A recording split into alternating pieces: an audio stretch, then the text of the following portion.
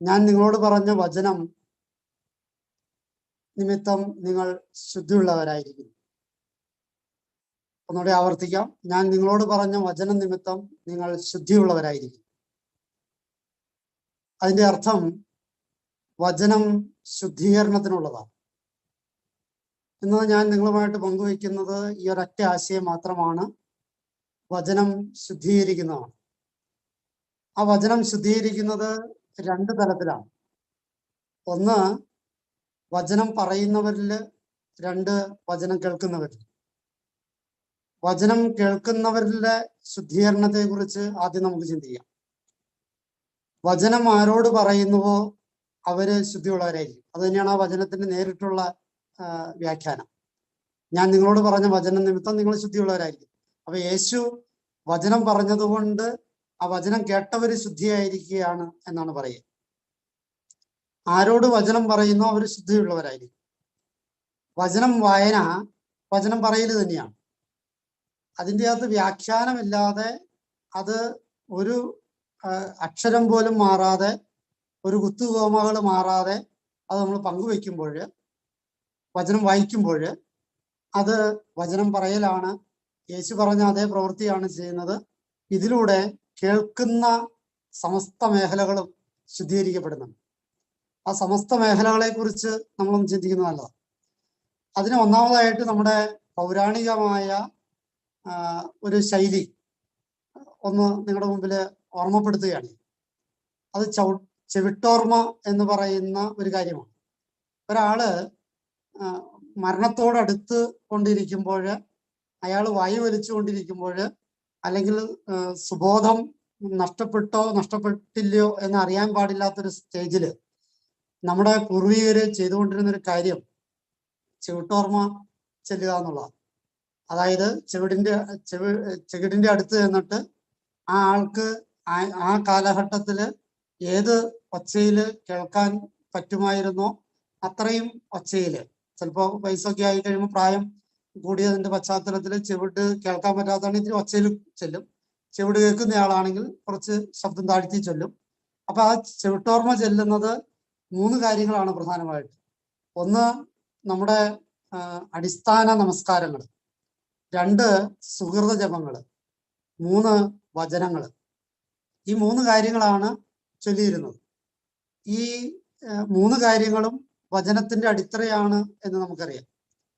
നമ്മുടെ അടിസ്ഥാന പ്രമാണങ്ങള്, പ്രാർത്ഥനകള് വചനത്തിന്റെ അടിത്തറയിലാണ്. നമ്മുടെ സുഹൃത ജപങ്ങൾ മിക്കവാറും വചനത്തിന്റെ അടിത്തറയിലാണ്. പിന്നെ വചനം പറയുമ്പോൾ വചനം തന്നെയാണ്. അപ്പൊ ഈ ചെവിട്ടോർമ്മയിലൂടെ ആ മനുഷ്യന്റെ ജീവിതത്തില് വന്നു ഭവിച്ചിട്ടുള്ള പോരായ്മകളെ പരിഹരിച്ച് ആ ആളെ ശുദ്ധീകരിക്കുകയാണ്.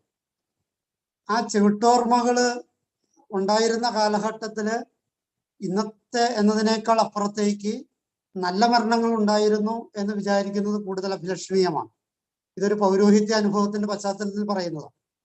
കാരണം ഇന്ന് പലരും അന്തിമ നാളിലേക്ക് എത്തിക്കഴിയുമ്പോൾ, അല്ലെങ്കിൽ അവിടെ നിന്ന് പിന്നെ എഴുന്നേൽക്കാൻ പറ്റില്ല എന്ന് പറയുന്ന അത്രയും രോഗാതുരമായി കഴിയുമ്പോൾ ആ വ്യക്തി കുറേയേറെ നാള് പലപ്പോഴും നരയിച്ചു കിടക്കുന്ന കാണാറുണ്ട്.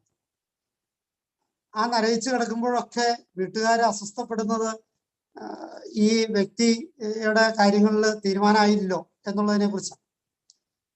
അപ്പൊ ആ തീരുമാനമാകാത്തതിന്റെ ഒരു പ്രധാനപ്പെട്ട കാരണം ഈ ചെവിട്ടോർമ്മകൾ ഇല്ലാതെ പോകുന്നു എന്നുള്ളത് തന്നെയാണ്. കാരണം വചനം കൊണ്ട് ആ മനുഷ്യനെ ശുദ്ധീകരിക്കുന്ന ഒരു ദൗത്യം, ശുദ്ധീകരിക്കേണ്ട ഒരു ദൗത്യം നമ്മുടെ പൂർവികര് നമ്മളെ ഏൽപ്പിച്ചിട്ടുണ്ട്. അത് ചെയ്യാതെ പോകുമ്പോൾ അയാൾ ശുദ്ധീകരിക്കപ്പെടാതെ പോകുന്നു. അങ്ങനെ ശുദ്ധീകരിക്കപ്പെടാതെ പോകുമ്പോൾ അയാളുടെ നരകയാതന കൂടിക്കൊണ്ടിരിക്കുന്നു. ഇത് പൗരോഹിത്യ ജീവിതത്തിൽ എനിക്ക് ഒരുപാട് പേര് എൻ്റെ അടുത്ത് വന്ന് പറയുന്ന പരാതികളിൽ ഒന്നാണ്, പല പരാതികളിൽ ഒന്നാണ്.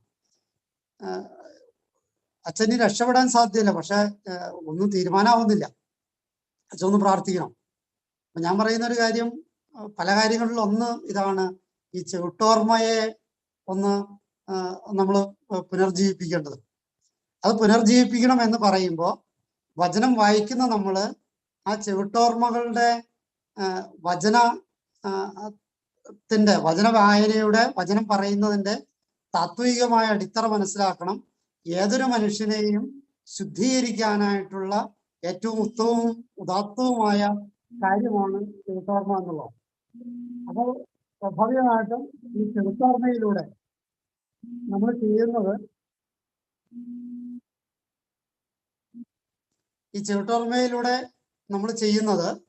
ഈ ആ മനുഷ്യനെ ശുദ്ധീകരിക്കുക എന്നുള്ളത്.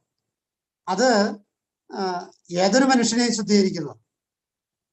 എൻ്റെ ഭാര്യ, എൻ്റെ ഭർത്താവ്, എൻ്റെ മക്കള്, എൻ്റെ ബന്ധുക്കള്, എൻ്റെ അയൽവക്കക്കാര്, ഇവരൊക്കെ അശുദ്ധമായ ജീവിതത്തിലാണ് എന്ന് വിചാരിക്കുമ്പോൾ അവർ കേൾക്കുകയും കേൾക്കാതെയും വചനം പറയാൻ പറ്റുമോ അവർക്ക് വേണ്ടിയിട്ട്? അങ്ങനെയെങ്കിൽ അവർ ശുദ്ധീകരിക്കപ്പെടും. അപ്പൊ മനുഷ്യനെ ശുദ്ധീകരിക്കുന്ന ഒന്നാണ് ഈ വചന വായന എന്നാണ് ഞാൻ പറഞ്ഞു വന്നത്. ഒരു പക്ഷേ നമ്മൾ ഈ പറയുന്ന വചനം അവർ കേൾക്കുന്നില്ലായിരിക്കാം, ഒരു പക്ഷേ കേൾക്കുന്നുണ്ടാകാം. കേൾക്കുന്നവരിലും കേൾക്കാത്തവരിലും നീ ആർക്കു വേണ്ടി വചനം പറയുന്നുവോ ആ മനുഷ്യര് ശുദ്ധീകരിക്കപ്പെടുന്നു എന്നാണ് ഒന്നാമത്തെ അർത്ഥം. ഇനി വചനം മാത്രമാണോ? ലോകത്തോട് നമ്മൾ വചനം പറയുമ്പോൾ ലോകം ശുദ്ധീകരിക്കപ്പെടും. ക്രിസ്തു പറഞ്ഞ ഒരു വാക്ക് നമ്മൾ ഓർക്കുന്നത് നല്ലതാ. എല്ലാ സൃഷ്ടികളോടും നീ സുവിശേഷം പ്രസംഗിക്കണം. എല്ലാ സൃഷ്ടികളോടും എന്ന് വെച്ചാൽ മനുഷ്യൻ മാത്രമല്ല, ഈ സമസ്ത ജീവജാലങ്ങളിലോടും നമ്മൾ സുവിശേഷം പ്രസംഗിക്കേണ്ടത്. വളരെ തമാശയ്ക്ക് ഒന്ന് പരിശീലിച്ച് നോക്കാവുന്ന ഒരു കാര്യമുണ്ട്. നമ്മുടെ വീട്ടിൽ വളർത്തുന്ന ഒരു സസ്യം, ആ സസ്യം ഫലമണിയുന്നില്ലെങ്കിൽ നമുക്ക് അടുത്ത് ചെന്ന് വചനം വായിക്കുക, വചനം ചെയ്യാന്ന്, ആ സസ്യം തീർച്ചയായിട്ടും ഫലമണിഞ്ഞിരിക്കും. അത് ചില ജീവിതാനുഭവങ്ങളുടെ പശ്ചാത്തലത്തിൽ ഞാൻ നിങ്ങൾക്ക് ആണയിട്ട് അതിന് സാക്ഷ്യം പറയാൻ തയ്യാറാണ്. അപ്പോൾ വചനം പറയുമ്പോൾ ഇവിടുത്തെ ജീവജാലങ്ങള് ഫലമണിയും. തവളപ്പാറ ഇടവയിലായിരുന്ന കാലത്ത് അവിടുത്തെ പള്ളിയുടെ പുറകിൽ നിന്നിരുന്നൊരു മാവ് 10-22 വർഷമായിട്ടും കായ്ക്കാതായി കഴിഞ്ഞപ്പോൾ ചെയ്തൊരു നടപടിക്രമം ഇതാണ്: അതിൻ്റെ അടുത്ത് പോയി വചനം വായിക്കുക എന്നുള്ളത്. കുട്ടികളെ അതിൻ്റെ അടുത്ത് പോയി നിർത്തിയിട്ട് വചനം വായിപ്പിച്ചു. ഈ വചനം കൊണ്ട് ആ മാവില് ഫലമുണ്ടായില്ലെങ്കിൽ അത് വെട്ടിക്കളയാൻ തീരുമാനിച്ചു. പിറ്റേ വർഷം അത്ഭുതകരമായിട്ട് ആ മാവില് ഫലമുണ്ടായി. അത് വായിച്ച കുട്ടികള് CML സംഘടനയിലെ കുട്ടികളായതുകൊണ്ട് അവിടെ കൊച്ചു ത്രേസ്യയുടെ രൂപം വെച്ചിട്ട് അവര് പ്രാർത്ഥിക്കാൻ തുടങ്ങി. ആ ആചാരം ഇന്ന് നിലനിൽക്കുക. ഞാൻ പറഞ്ഞത്, സമസ്ത സൃഷ്ടികളോടും വചനം പറയുമ്പോൾ ശുദ്ധി ഉണ്ടാകും. ആ സസ്യത്തിൽ കയറിയ അഴുക്ക് അല്ലെങ്കിൽ ആ സസ്യത്തെ ഫലമണിയിപ്പിക്കാതെ പോയ അശുദ്ധി എന്താണോ അത് അതിൽ നിന്ന് ഇല്ലാതായി തീരും എന്നുള്ളതാണ്. സമസ്ത സൃഷ്ടികളോടും സുവിശേഷം പ്രസംഗിക്കുക എന്ന് പറയുമ്പോൾ ദൈവം സൃഷ്ടിച്ചത് മാത്രമല്ല, ദൈവം സൃഷ്ടിച്ചവരിലൂടെ സൃഷ്ടിക്കപ്പെട്ട എല്ലാത്തിനോടും എന്നും കൂടി അർത്ഥമുണ്ട്. അതിൻ്റെ അർത്ഥം നമ്മള് ഇപ്പോഴ് വചനം വായിക്കുന്നത് മൊബൈലിലോ അല്ലെങ്കിൽ നെറ്റിലൂടെയൊക്കെയാണ്. അപ്പോൾ ഈ മൊബൈലിനോട് നമ്മൾ വചനം പ്രഘോഷിക്കുക. നമുക്കറിയാം, മൊബൈലിൽ ഒരുപാട് അശുദ്ധിയുടെ തലങ്ങളുണ്ട്. ഈ ഒരുപാട് അശുദ്ധിയുടെ തലങ്ങളിൽ ഇതിനെ ശുദ്ധീകരിക്കാൻ നമുക്ക് ഈ വചന വായനയിലൂടെ സാധ്യതമാകുന്നുണ്ട് എന്ന് മറക്കാതിരിക്കുക. നമ്മുടെ മൊബൈലിനെ വെറുതെ ഒരു തമാശയ്ക്ക് ചിന്തിച്ചു നോക്കി, നമ്മുടെ കുട്ടികള് മൊബൈലിനെ ദുരുപയോഗം ചെയ്യുകയാണ്. ആ കുട്ടികളുടെ മൊബൈൽ എടുത്തിട്ട് നിങ്ങൾ ഈ വചനം വായിച്ചു നോക്കി, ആ മൊബൈലില് അശുദ്ധിയുടെ സാധ്യതകൾ കുറയുന്നതായിട്ട് കാണാൻ പറ്റും. ഇല്ലാതാകും എന്ന് എനിക്ക് തെളിവ് കിട്ടിയിട്ടില്ല, കുറയുന്നതായിട്ട് എനിക്ക് തെളിവ് കിട്ടിയിട്ടുണ്ട്. അതുകൊണ്ടാണ് ഞാൻ ഇത്രയും ശക്തമായിട്ട് പറയുന്നത്, നമ്മുടെ മൊബൈലിനെ ശുദ്ധീകരിക്കേണ്ടതുണ്ട്, നമ്മുടെ ഇന്റർനെറ്റിനെ ശുദ്ധീകരിക്കേണ്ടതുണ്ട്. നമുക്കറിയാം, മൊബൈലിലേക്ക് വരുന്നത് നെറ്റിലൂടെ വരുന്ന കാര്യങ്ങളാണ്. അപ്പോൾ ഈ നെറ്റിൽ ഒരുപാട് അശുദ്ധികളുണ്ട്. ഈ അശുദ്ധികളെ നമ്മൾ ഈ ഇന്റർനെറ്റിലൂടെയും അല്ലെങ്കിൽ ഈ ഹൈടെക് മേഖലകളിലൂടെ നമ്മൾ ഇടപെടുമ്പോൾ അത് ശുദ്ധീകരിക്കാം. സാമൂഹ്യ മാധ്യമങ്ങൾ, ഈ എല്ലാ മാധ്യമങ്ങളിലും ഒട്ടേറെ അശുദ്ധികൾ വരുന്നുണ്ട്.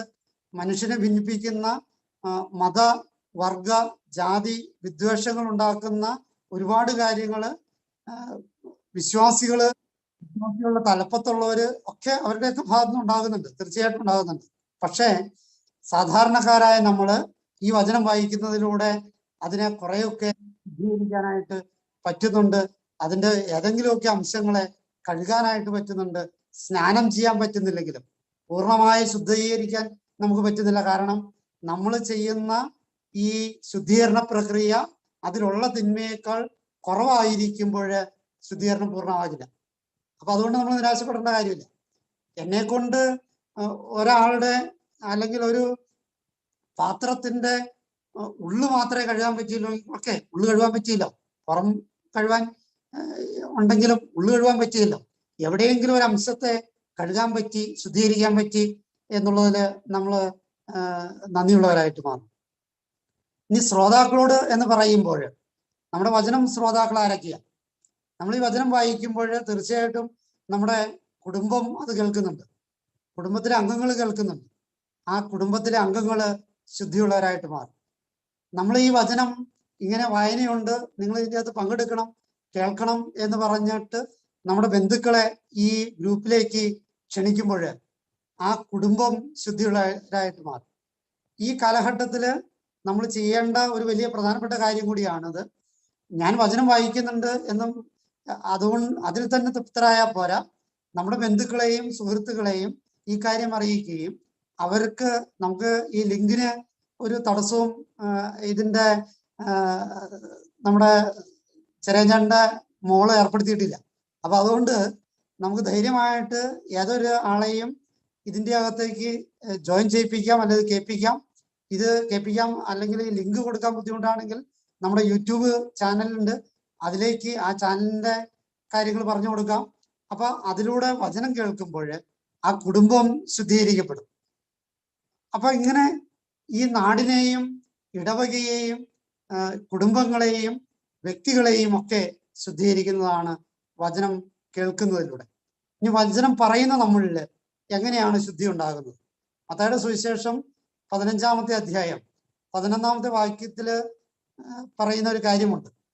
വായിലേക്ക് പ്രവേശിക്കുന്നതല്ല, വായിൽ നിന്ന് വരുന്നതാണ് ഒരുവനെ അശുദ്ധനാക്കുന്നത്.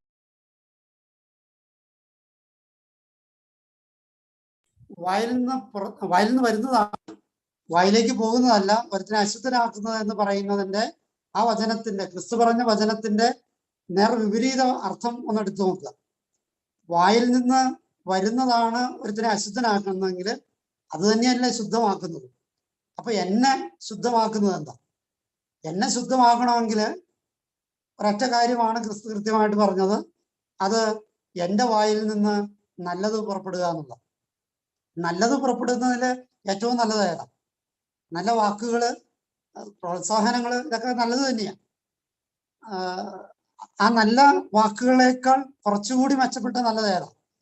തീർച്ചയായിട്ടും ദൈവത്തിന്റെ വചനം തന്നെയാണ്. അപ്പോ നന്മയിൽ തന്നെ ഏറ്റവും ഉദാത്തമായ നന്മ എന്നിൽ നിന്ന് പുറപ്പെടുമ്പോൾ ഞാൻ തന്നെയാണ് ശുദ്ധീകരിക്കപ്പെടുക. അപ്പൊ ഈ വചന വായന എൻ്റെ ശുദ്ധീകരണത്തിന് വേണ്ടിയിട്ടുള്ളതാണ്. അപ്പോ ഈ വചനത്തിന്റെ അതിന്റെ കുറച്ചുകൂടി ഡെപ്ത് മറ്റൊരു അവസരത്തിൽ ക്രിസ്തു പറയുന്നുണ്ട്. വചനം അത് ഹൃദയത്തിൽ നിന്നാണ് വരുന്നത്.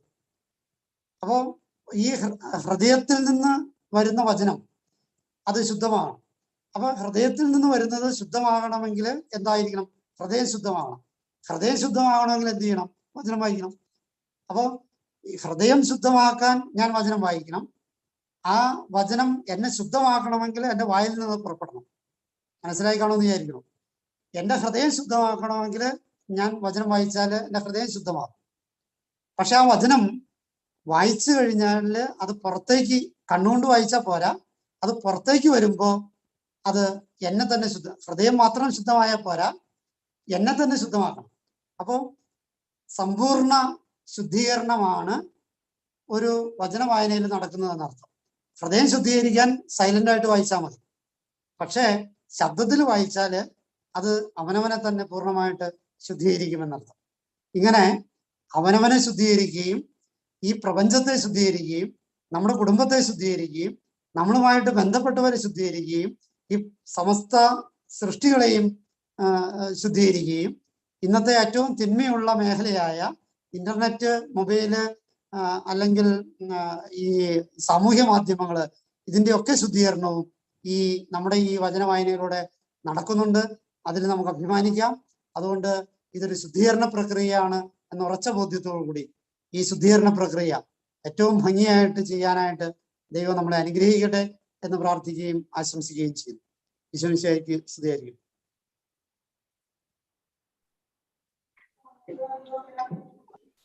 ആർക്കെങ്കിലും എന്തെങ്കിലും പറയാനോ ഷെയർ ചെയ്യാനോ ഉണ്ടോ? വചനം വായിക്കണം.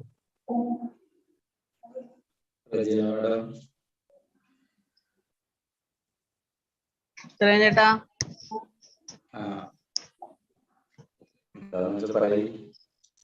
സിജി വിച്ചു നന്ദി പറയും കേട്ടോ. സിജി ടീച്ചറെ നന്ദി പറയും കേട്ടോ. എനിക്കൊരു ചെറിയ ഒരു കാര്യം പറയാനുണ്ട്. ഈ എന്നെ പോലെയുള്ളവർ വരുമ്പോ വെറുതെ ഇങ്ങനെ നന്ദി ഫോർമാലിറ്റി പറയേണ്ട കാര്യമില്ല. ഇത് നമ്മുടെ കടമയാണ്. അതെ, പറഞ്ഞോ, അതിന് കുഴപ്പമില്ല. ഇന്നിപ്പോ പറഞ്ഞോട്ടെ. റെഡിയാ. നമ്മുടെ കുടുംബക്കാർ മാത്രമുള്ള എന്തെങ്കിലും വിശേഷങ്ങൾ പങ്കുവയ്ക്കാനെങ്കിൽ പങ്കുവയ്ക്കാം. നമ്മുടെ കുടുംബക്കാർ മാത്രമുള്ള ഒരു കൂട്ടായ്മയാണ്. എന്തെങ്കിലും കാര്യങ്ങൾ ഉണ്ടെങ്കിൽ നിങ്ങൾക്ക് ഷെയർ ചെയ്യാവുന്നതാണ്.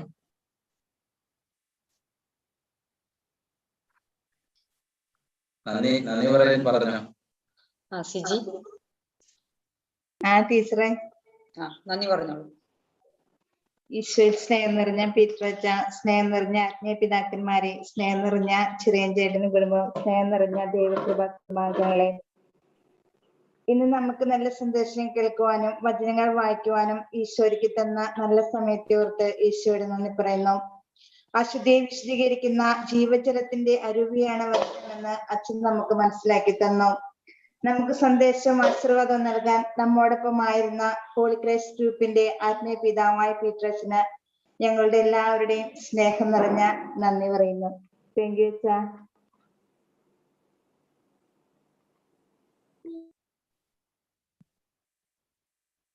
പ്രിയപ്പെട്ടവരെ, എന്തെങ്കിലും പറയാനുണ്ടെങ്കിൽ നമുക്ക് പറയാൻ പറ്റിയ സമയമാണ്. നന്ദി പറഞ്ഞ സിജിജുവിനും കുടുംബത്തിനും പ്രത്യേകം നന്ദി പറയുന്നു. ഇന്നലെ മുഴുവൻ സമയവും നേതൃത്വം കൊടുത്ത എല്ലാവരെയും ദൈവം കാണുന്നുണ്ട്. എല്ലാവരെയും എന്ന് പറയുമ്പോൾ ദൈവം എല്ലാവരെയും കാണുന്നുണ്ട്. എല്ലാവരും ആത്മാർത്ഥമായിട്ട് തന്നെയാണ് ശുശ്രൂഷ മുന്നോട്ട് കൊണ്ടുപോകുന്നതെന്ന് ഞാൻ പറയുന്നതിനേക്കാൾ കൂടുതൽ ഞാൻ ഹൃദയത്തിലായത് സന്തോഷിക്കുകയാണ്. കാരണം അത് പരിശുദ്ധാത്മാവിന്റെ പ്രവൃത്തിയായതുകൊണ്ട് പരിശുദ്ധാത്മാവ് തന്നെ, പരിശുദ്ധ അമ്മയെ അതിന് മുൻകൈ എടുത്ത് എല്ലാവർക്കും ഒരു പ്രേരണ കൊടുത്ത് കൊണ്ടുപോകുന്ന ഒരു അവസ്ഥയാണ് എനിക്ക് മനസ്സിലായിട്ടുള്ളത്. അപ്പൊ അതുകൊണ്ട് ബഹുമാനോടെ പീറ്ററച്ച, എനിക്ക് പറയാനുള്ളത്, നമുക്ക് ഇടവകൾ കിട്ടുകയാണെങ്കിൽ ഈ ശുശ്രൂഷ ഇപ്പൊ ഇവര് നന്നായിട്ട് കൊണ്ടുപോകുന്നുണ്ട്. നമ്മുടെ മറ്റു ഇടവകക്കാരെ കൊണ്ട് തന്നെ നമുക്ക് ചെയ്യിക്കാൻ പറ്റും. അപ്പോൾ ദിവസം കിട്ടി കഴിഞ്ഞാൽ നമുക്കൊരു ശുശ്രൂഷ കൂടി എങ്കിലും കുറഞ്ഞത് പറഞ്ഞെങ്കിലും നമുക്ക് കയറ്റി ശുശ്രൂഷ അനുഗ്രഹമാക്കണമെന്ന് എനിക്കൊരു ആഗ്രഹമുണ്ട്.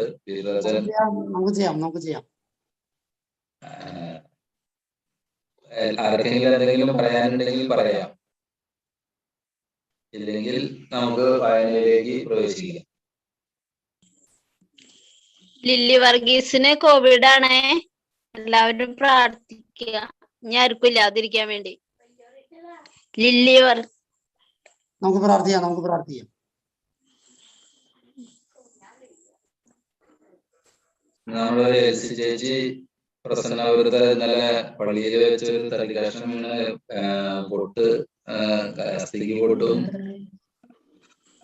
ഒക്കെ പറഞ്ഞു. നമ്മളതും പ്രാർത്ഥിക്കാന്ന് പറഞ്ഞിട്ടുണ്ട്.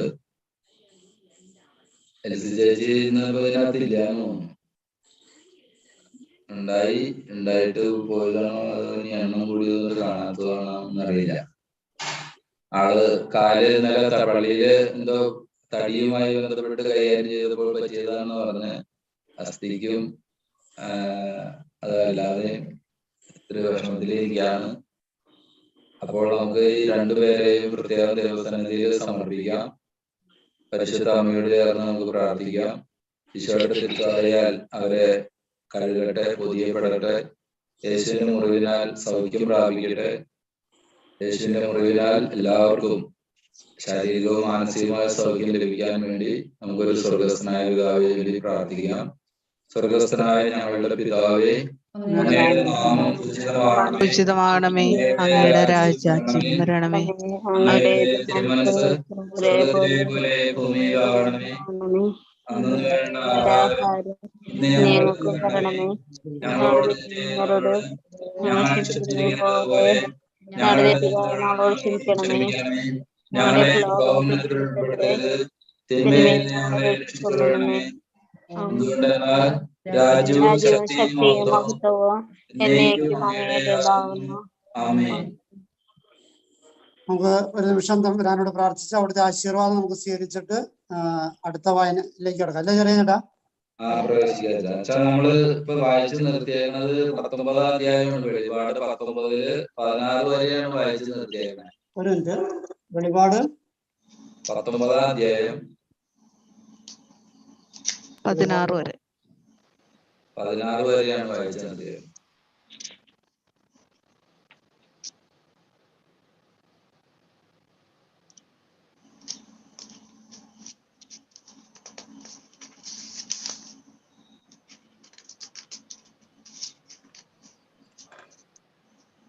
ഒരു നിമിഷം നമുക്ക് തമ്പുരാന്റെ ആശീർവാദം സ്വീകരിച്ചിട്ട് പുതിയ വായനയിലേക്ക് നമുക്ക് പ്രവേശിക്കാം. ധന്യവാനായ കർത്താവേ, തിരുസന്നിധിയിൽ ഞങ്ങൾ എല്ലാവരെയും സമർപ്പിച്ച് പ്രാർത്ഥിക്കുന്നു. ഈ വചന ശുശ്രൂഷയിലൂടെ ഇന്നത്തെ ദിവസം ഞങ്ങൾക്ക് അങ്ങ് വെളിപ്പെടുത്തി തന്ന സന്ദേശത്തെ ഓർത്ത് നന്ദി പറയുന്നു. നീ ഞങ്ങളെയും ഞങ്ങളുടെ കുടുംബങ്ങളെയും ഞങ്ങളുടെ നാടിനെയും ഞങ്ങളുടെ എല്ലാ ഉപയോഗ വസ്തുക്കളെയും ഞങ്ങളുടെ ഇന്റർനെറ്റ്, മൊബൈല്, സാമൂഹ്യ മാധ്യമങ്ങളെല്ലാത്തിനെയും ശുദ്ധീകരിക്കുന്ന ഒരു പ്രക്രിയയാണ് ഇതിലൂടെ നടക്കുന്നതെന്ന ഇതിന്റെ വെളിപ്പെടുത്തലിന് നന്ദി പറയുന്നുണ്ട്. ദൈവമേ, ഈ ശുദ്ധീകരണ പ്രക്രിയയിൽ പങ്കുചേരാൻ ഞങ്ങൾ വിളിച്ചതിനെ ഓർത്ത് നന്ദി പറയുന്നു. നല്ല ദൈവമേ, ഞങ്ങളെയും ഈ സമസ്ത സൃഷ്ടികളെയും നീ ശുദ്ധീകരിക്കുന്നതിനെ ഓർത്ത് നന്ദി പറയുന്നു. ഈ ശുദ്ധീകരണ പ്രക്രിയ അങ്ങയുടെ ഇഷ്ടമനുസരിച്ച് പൂർത്തീകരിക്കാനുള്ള കൃപ ഞങ്ങൾക്ക് ഓരോരുത്തർക്കും പ്രദാനം ചെയ്യണമേ. അതിനുവേണ്ടി സഹായിക്കുകയും സഹകരിക്കുകയും വ്യാപകലില്ലാതെ അധ്വാനിക്കുകയും ചെയ്യുന്ന ഓരോരുത്തരെയും അവിടുന്ന് സമർത്ഥമായിട്ട് അനുഗ്രഹിക്കണമേ. നമ്മുടെ കർത്താവ് ഈശോ മിശിഹായുടെ കൃപയും പിതാവായ ദൈവത്തിന്റെ സ്നേഹവും പരിശുദ്ധാത്മാവിന്റെ സഹവാസവും നമ്മോടും നമ്മുടെ ശുശ്രൂഷകളോടും കൂടി ഉണ്ടായിരിക്കും, ഇപ്പോഴും എപ്പോഴും എന്നേക്കും. വെളിപാടിന്റെ പുസ്തകം 19-ാം അധ്യായം 17-ാം വാക്യം തുടങ്ങിയുള്ള വചനങ്ങള്. സൂര്യനിൽ നിൽക്കുന്ന ഒരു ദൂതനെയും ഞാൻ കണ്ടു. അവൻ മധ്യാകാശത്തിൽ പറക്കുന്ന സകല പക്ഷികളോടും വലിയ സ്വരത്തിൽ വിളിച്ചു പറഞ്ഞു, ദൈവത്തിന്റെ മഹാവിരുന്നിന് വരുവിൻ. രാജാക്കന്മാർ, സൈന്യാധിപന്മാർ, ശക്തന്മാർ എന്നിവരുടെയും കുതിരകളുടെയും അവയുടെ പുറത്തിരിക്കുന്നവരുടെയും സ്വതന്ത്രരും അടിമകളും ചെറിയവരും വലിയവരുമായ എല്ലാവരുടെയും മാംസം ഭക്ഷിക്കുന്നതിന് ഒരുമിച്ച് കൂടുവിൻ. അപ്പോൾ അശ്വാരൂഢനോടും അവന്റെ സൈന്യനിരയോടും യുദ്ധം ചെയ്യാൻ മൃഗവും ഭൂമിയിലെ രാജാക്കന്മാരും അവരുടെ സൈന്യങ്ങളും ഒന്നിച്ചു കൂടിയിരിക്കുന്നത് ഞാൻ കണ്ടു. മൃഗം പിടിക്കപ്പെട്ടു. അതിനോടൊപ്പം അതിന്റെ മുമ്പാകെ അടയാളങ്ങൾ കാണിച്ച് മൃഗത്തിന്റെ മുദ്ര സ്വീകരിക്കുകയും അതിന്റെ സാദൃശ്യത്തെ ആരാധിക്കുകയും ചെയ്തിരുന്നവരെ പാപത്തിലേക്ക് വശീകരിച്ചിരിക്കുന്ന വ്യാജപ്രവാചകനും പിടിക്കപ്പെട്ടു. ഇരുവരും ഗന്ധകമെരിയുന്ന അഗ്നി തടാകത്തിലേക്ക് ജീവനോടെ എറിയപ്പെട്ടു. ശേഷിച്ചിരുന്നവർ അശ്വാരൂഢന്റെ വായിൽ നിന്ന് പുറപ്പെട്ട വാളുകൊണ്ട് വധിക്കപ്പെട്ടു. പക്ഷികളെല്ലാം അവരുടെ മാംസം തിന്ന് തൃപ്തി അടഞ്ഞു. 19-ാം അധ്യായം തീർന്നു. ഇനി 20-ാമത്തെ അധ്യായമാണ്.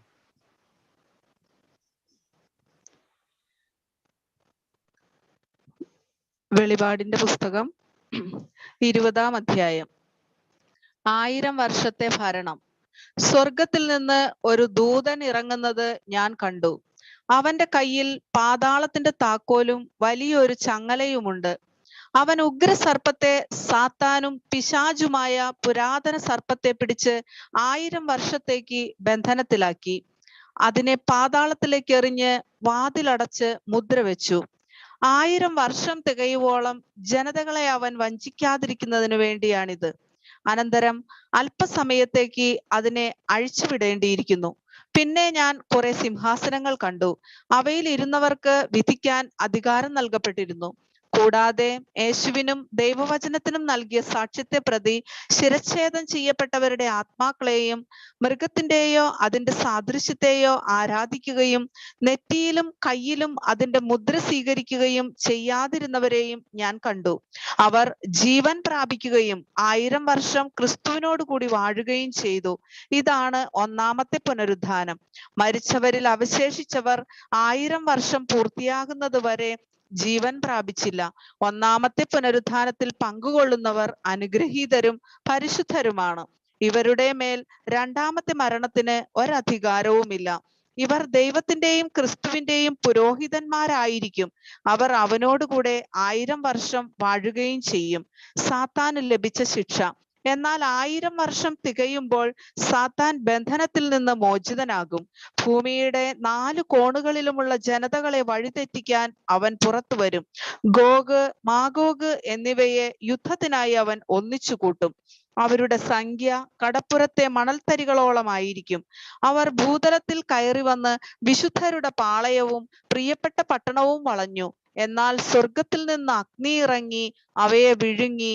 അവരെ വഴിതെറ്റിക്കുന്ന പിശാചാകട്ടെ മൃഗവും വ്യാജപ്രവാചകനും വസിച്ചിരുന്ന ഗന്ധകാഗ്നി തടാകത്തിലേക്ക് എറിയപ്പെട്ടു. അവിടെ രാപകൽ നിത്യകാലത്തേക്ക് അവർ പീഡിപ്പിക്കപ്പെടും. അവസാന വിധി. ഞാൻ വെണ്മേറിയ ഒരു വലിയ സിംഹാസനവും അതിലിരിക്കുന്നവനെയും കണ്ടു. അവന്റെ സന്നദ്ധിയിൽ നിന്ന് ഭൂമിയും ആകാശവും ഓടിയകുന്നു. അവയ്ക്കൊരു സങ്കേതവും ലഭിച്ചില്ല. മരിച്ചവരെല്ലാവരും, വലിയവരും ചെറിയവരും, സിംഹാസനത്തിനു മുമ്പിൽ നിൽക്കുന്നത് ഞാൻ കണ്ടു. ഗ്രന്ഥങ്ങൾ തുറക്കപ്പെട്ടു. മറ്റൊരു ഗ്രന്ഥവും തുറക്കപ്പെട്ടു. അത് ജീവന്റെ ഗ്രന്ഥമാണ്. ഗ്രന്ഥങ്ങളിൽ എഴുതപ്പെട്ടിരിക്കുന്ന പ്രവൃത്തികൾക്കനുസൃതം മരിച്ചവർ വിധിക്കപ്പെട്ടു. തന്നിലുണ്ടായിരുന്ന മൃതരെ സമുദ്രം വിട്ടുകൊടുത്തു. മരണവും പാതാളവും തങ്ങളിൽ ഉണ്ടായിരുന്നവരെയും വിട്ടുകൊടുത്തു. അവരെല്ലാവരും താന്താങ്ങളുടെ പ്രവൃത്തിക്കനുസൃതം വിധിക്കപ്പെട്ടു. മൃത്യുവും പാതാളവും അഗ്നി തടാകത്തിലേക്ക് എറിയപ്പെട്ടു. ഇതാണ് രണ്ടാമത്തെ മരണം, അഗ്നി തടാകം. ജീവന്റെ ഗ്രന്ഥത്തിൽ പേരെഴുതപ്പെടാത്തവരെല്ലാം അഗ്നി തടാകത്തിലേക്ക് എറിയപ്പെട്ടു. അധ്യായം 21. പുതിയ ആകാശം, പുതിയ ഭൂമി. ഒരു പുതിയ ആകാശവും പുതിയ ഭൂമിയും ഞാൻ കണ്ടു. ആദ്യത്തെ ആകാശവും ആദ്യത്തെ ഭൂമിയും കടന്നുപോയി. കടലും അപ്രത്യക്ഷമായി. വിശുദ്ധ നഗരമായ പുതിയ ജെറുസലേം ഭർത്താവിനായി അണിഞ്ഞൊരുങ്ങിയ മണവാട്ടിയെ പോലെ സ്വർഗത്തിൽ നിന്ന്, ദൈവസന്നിധിയിൽ നിന്ന് ഇറങ്ങി വരുന്നത് ഞാൻ കണ്ടു. സിംഹാസനത്തിൽ നിന്ന് വലിയൊരു സ്വരം ഞാൻ കേട്ടു. ഇതാ ദൈവത്തിന്റെ കൂടാരം മനുഷ്യരോട് കൂടെ. അവിടുന്ന് അവരോടൊത്ത് വസിക്കും. അവർ അവിടുത്തെ ജനമായിരിക്കും. അവിടുന്ന് അവരോടുകൂടെ ആയിരിക്കുകയും ചെയ്യും. അവിടുന്ന് അവരുടെ മിഴികളിൽ നിന്ന് കണ്ണീർ തുടച്ചു നീക്കും. അവിടുന്ന് അവരോടൊത്ത് വസിക്കും. അവർ അവിടുത്തെ ജനമായിരിക്കും. അവിടുന്ന് അവരോടുകൂടെ ആയിരിക്കുകയും ചെയ്യും. ഇനി മരണം ഉണ്ടായിരിക്കുകയില്ല. ഇനിമേൽ ദുഃഖമോ മുറവിളിയോ വേദനയോ ഉണ്ടാവുകയില്ല. പഴയതെല്ലാം കടന്നുപോയി. സിംഹാസനത്തിൽ ഇരിക്കുന്നവൻ പറഞ്ഞു, ഇതാ സകലവും ഞാൻ നവീകരിക്കുന്നു. അവൻ വീണ്ടും പറഞ്ഞു, എഴുതുക, ഈ വചനങ്ങൾ വിശ്വാസയോഗ്യവും സത്യവുമാണ്. പിന്നെ അവൻ എന്നോട് പറഞ്ഞു, സംഭവിച്ചു കഴിഞ്ഞു. ഞാൻ ആൽഫയും ഒമേഗയുമാണ്, ആദിയും അന്ത്യവും. ദാഹിക്കുന്നവന് ജീവജലത്തിന്റെ ഉറവയിൽ നിന്ന് സൗജന്യമായി ഞാൻ കൊടുക്കും. വിജയം വരിക്കുന്നവന് ഇവയെല്ലാം അവകാശമായി ലഭിക്കും. ഞാൻ അവന് ദൈവവും അവൻ എനിക്ക് മകനുമായിരിക്കും. എന്നാൽ ഭീരുക്കൾ, അവിശ്വാസികൾ, ദുർമാർഗികൾ, കൊലപാതകികൾ, വ്യഭിചാരികൾ, മന്ത്രവാദികൾ, വിഗ്രഹാരാധകർ, കാപട്യക്കാർ എന്നിവരുടെ ഓഹരി തീയും ഗന്ധകവും എരിയുന്ന തടാകമായിരിക്കും. ഇതാണ് രണ്ടാമത്തെ മരണം.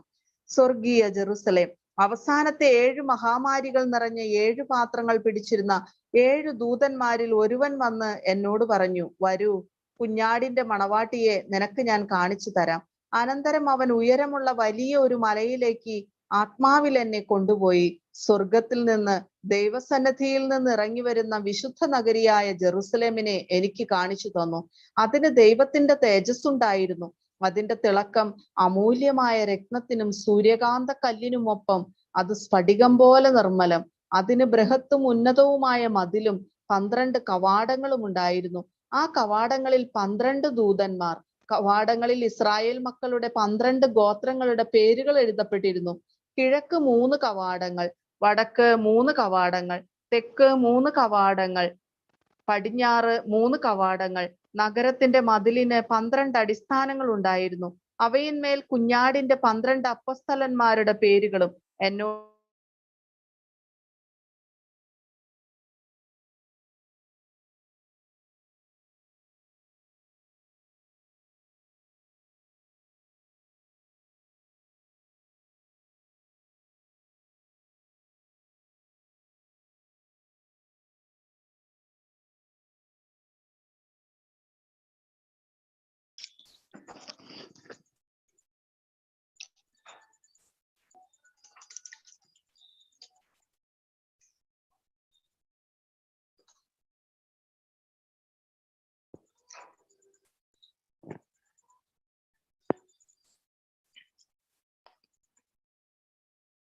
ടീച്ചറെ കേൾക്കുന്നില്ലല്ലോ.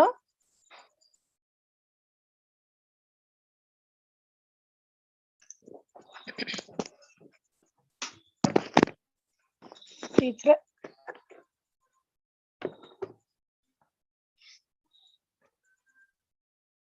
ടീച്ചറില്ലല്ലോ.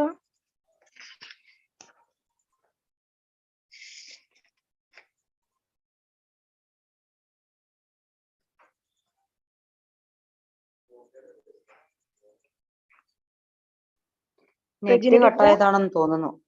റെജിന ടീച്ചർ കാണുന്നില്ലല്ലോ. നെറ്റ് കട്ടായതാണ്. ആണോ? നഗരത്തിൽ ഞാൻ ദേവാലയം കണ്ടില്ല. എന്തുകൊണ്ടെന്നാൽ സർവശക്തനും ദൈവവുമായ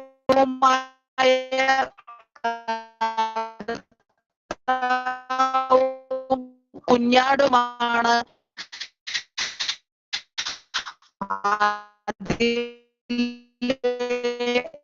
ദേവാലയം. നഗരത്തിന് പ്രകാശം നൽകാൻ സൂര്യന്റെയോ ചന്ദ്രന്റെയോ ആവശ്യമുണ്ടായിരുന്നില്ല. ദൈവ തേജസ് അതിനെ പ്രകാശിപ്പിച്ചു. അതിന്റെ ദീപം കുഞ്ഞാടാണ്. അതിന്റെ പ്രകാശത്തിൽ ജനതകൾ സഞ്ചരിക്കും. ഭൂമിയിലെ രാജാക്കന്മാർ തങ്ങളുടെ മഹത്വം അതിലേക്ക് കൊണ്ടുവരും. അതിന്റെ കവാടങ്ങൾ പകൽ സമയം അടയ്ക്കപ്പെടുകയില്ല. അവിടെയാകട്ടെ രാത്രിയില്ല താനും. ജനതകൾ തങ്ങളുടെ മഹത്വവും ബഹുമാനവും അതിലേക്ക് കൊണ്ടുവരും. എന്നാൽ കുഞ്ഞാടിന്റെ ജീവഗ്രന്ഥത്തിൽ പേരെഴുതപ്പെട്ടവർ മാത്രമേ അതിൽ പ്രവേശിക്കൂ. അശുദ്ധമായതൊന്നും മ്ലേച്ഛതയും കൗടില്യവും പ്രവർത്തിക്കുന്ന ആരും അതിൽ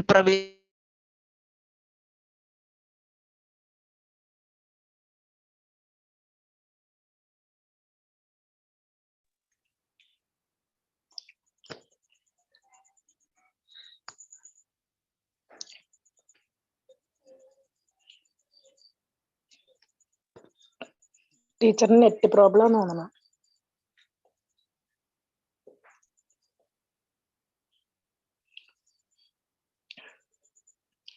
ടീച്ചർ ഇല്ലല്ലോ, പോയി തോന്നണേ. നെറ്റ് പോയി. ടീച്ചറെ ഞാൻ വായിക്കാം.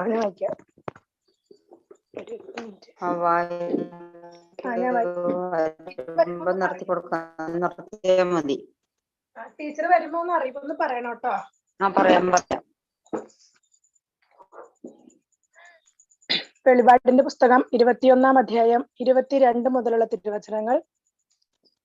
നഗരത്തിൽ ഞാൻ ദേവാലയം കണ്ടില്ല. എന്തുകൊണ്ടെന്നാൽ സർവശക്തനും ദൈവവുമായ കർത്താവും കുഞ്ഞാടുമാണ് അതിലെ ദേവാലയം. നഗരത്തിന് പ്രകാശം നൽകാൻ സൂര്യന്റെയോ ചന്ദ്രന്റെയോ ആവശ്യമുണ്ടായിരുന്നില്ല. ദൈവ തേജസ് അതിനെ പ്രകാശിപ്പിച്ചു. അതിന്റെ ദീപം കുഞ്ഞാടാണ്.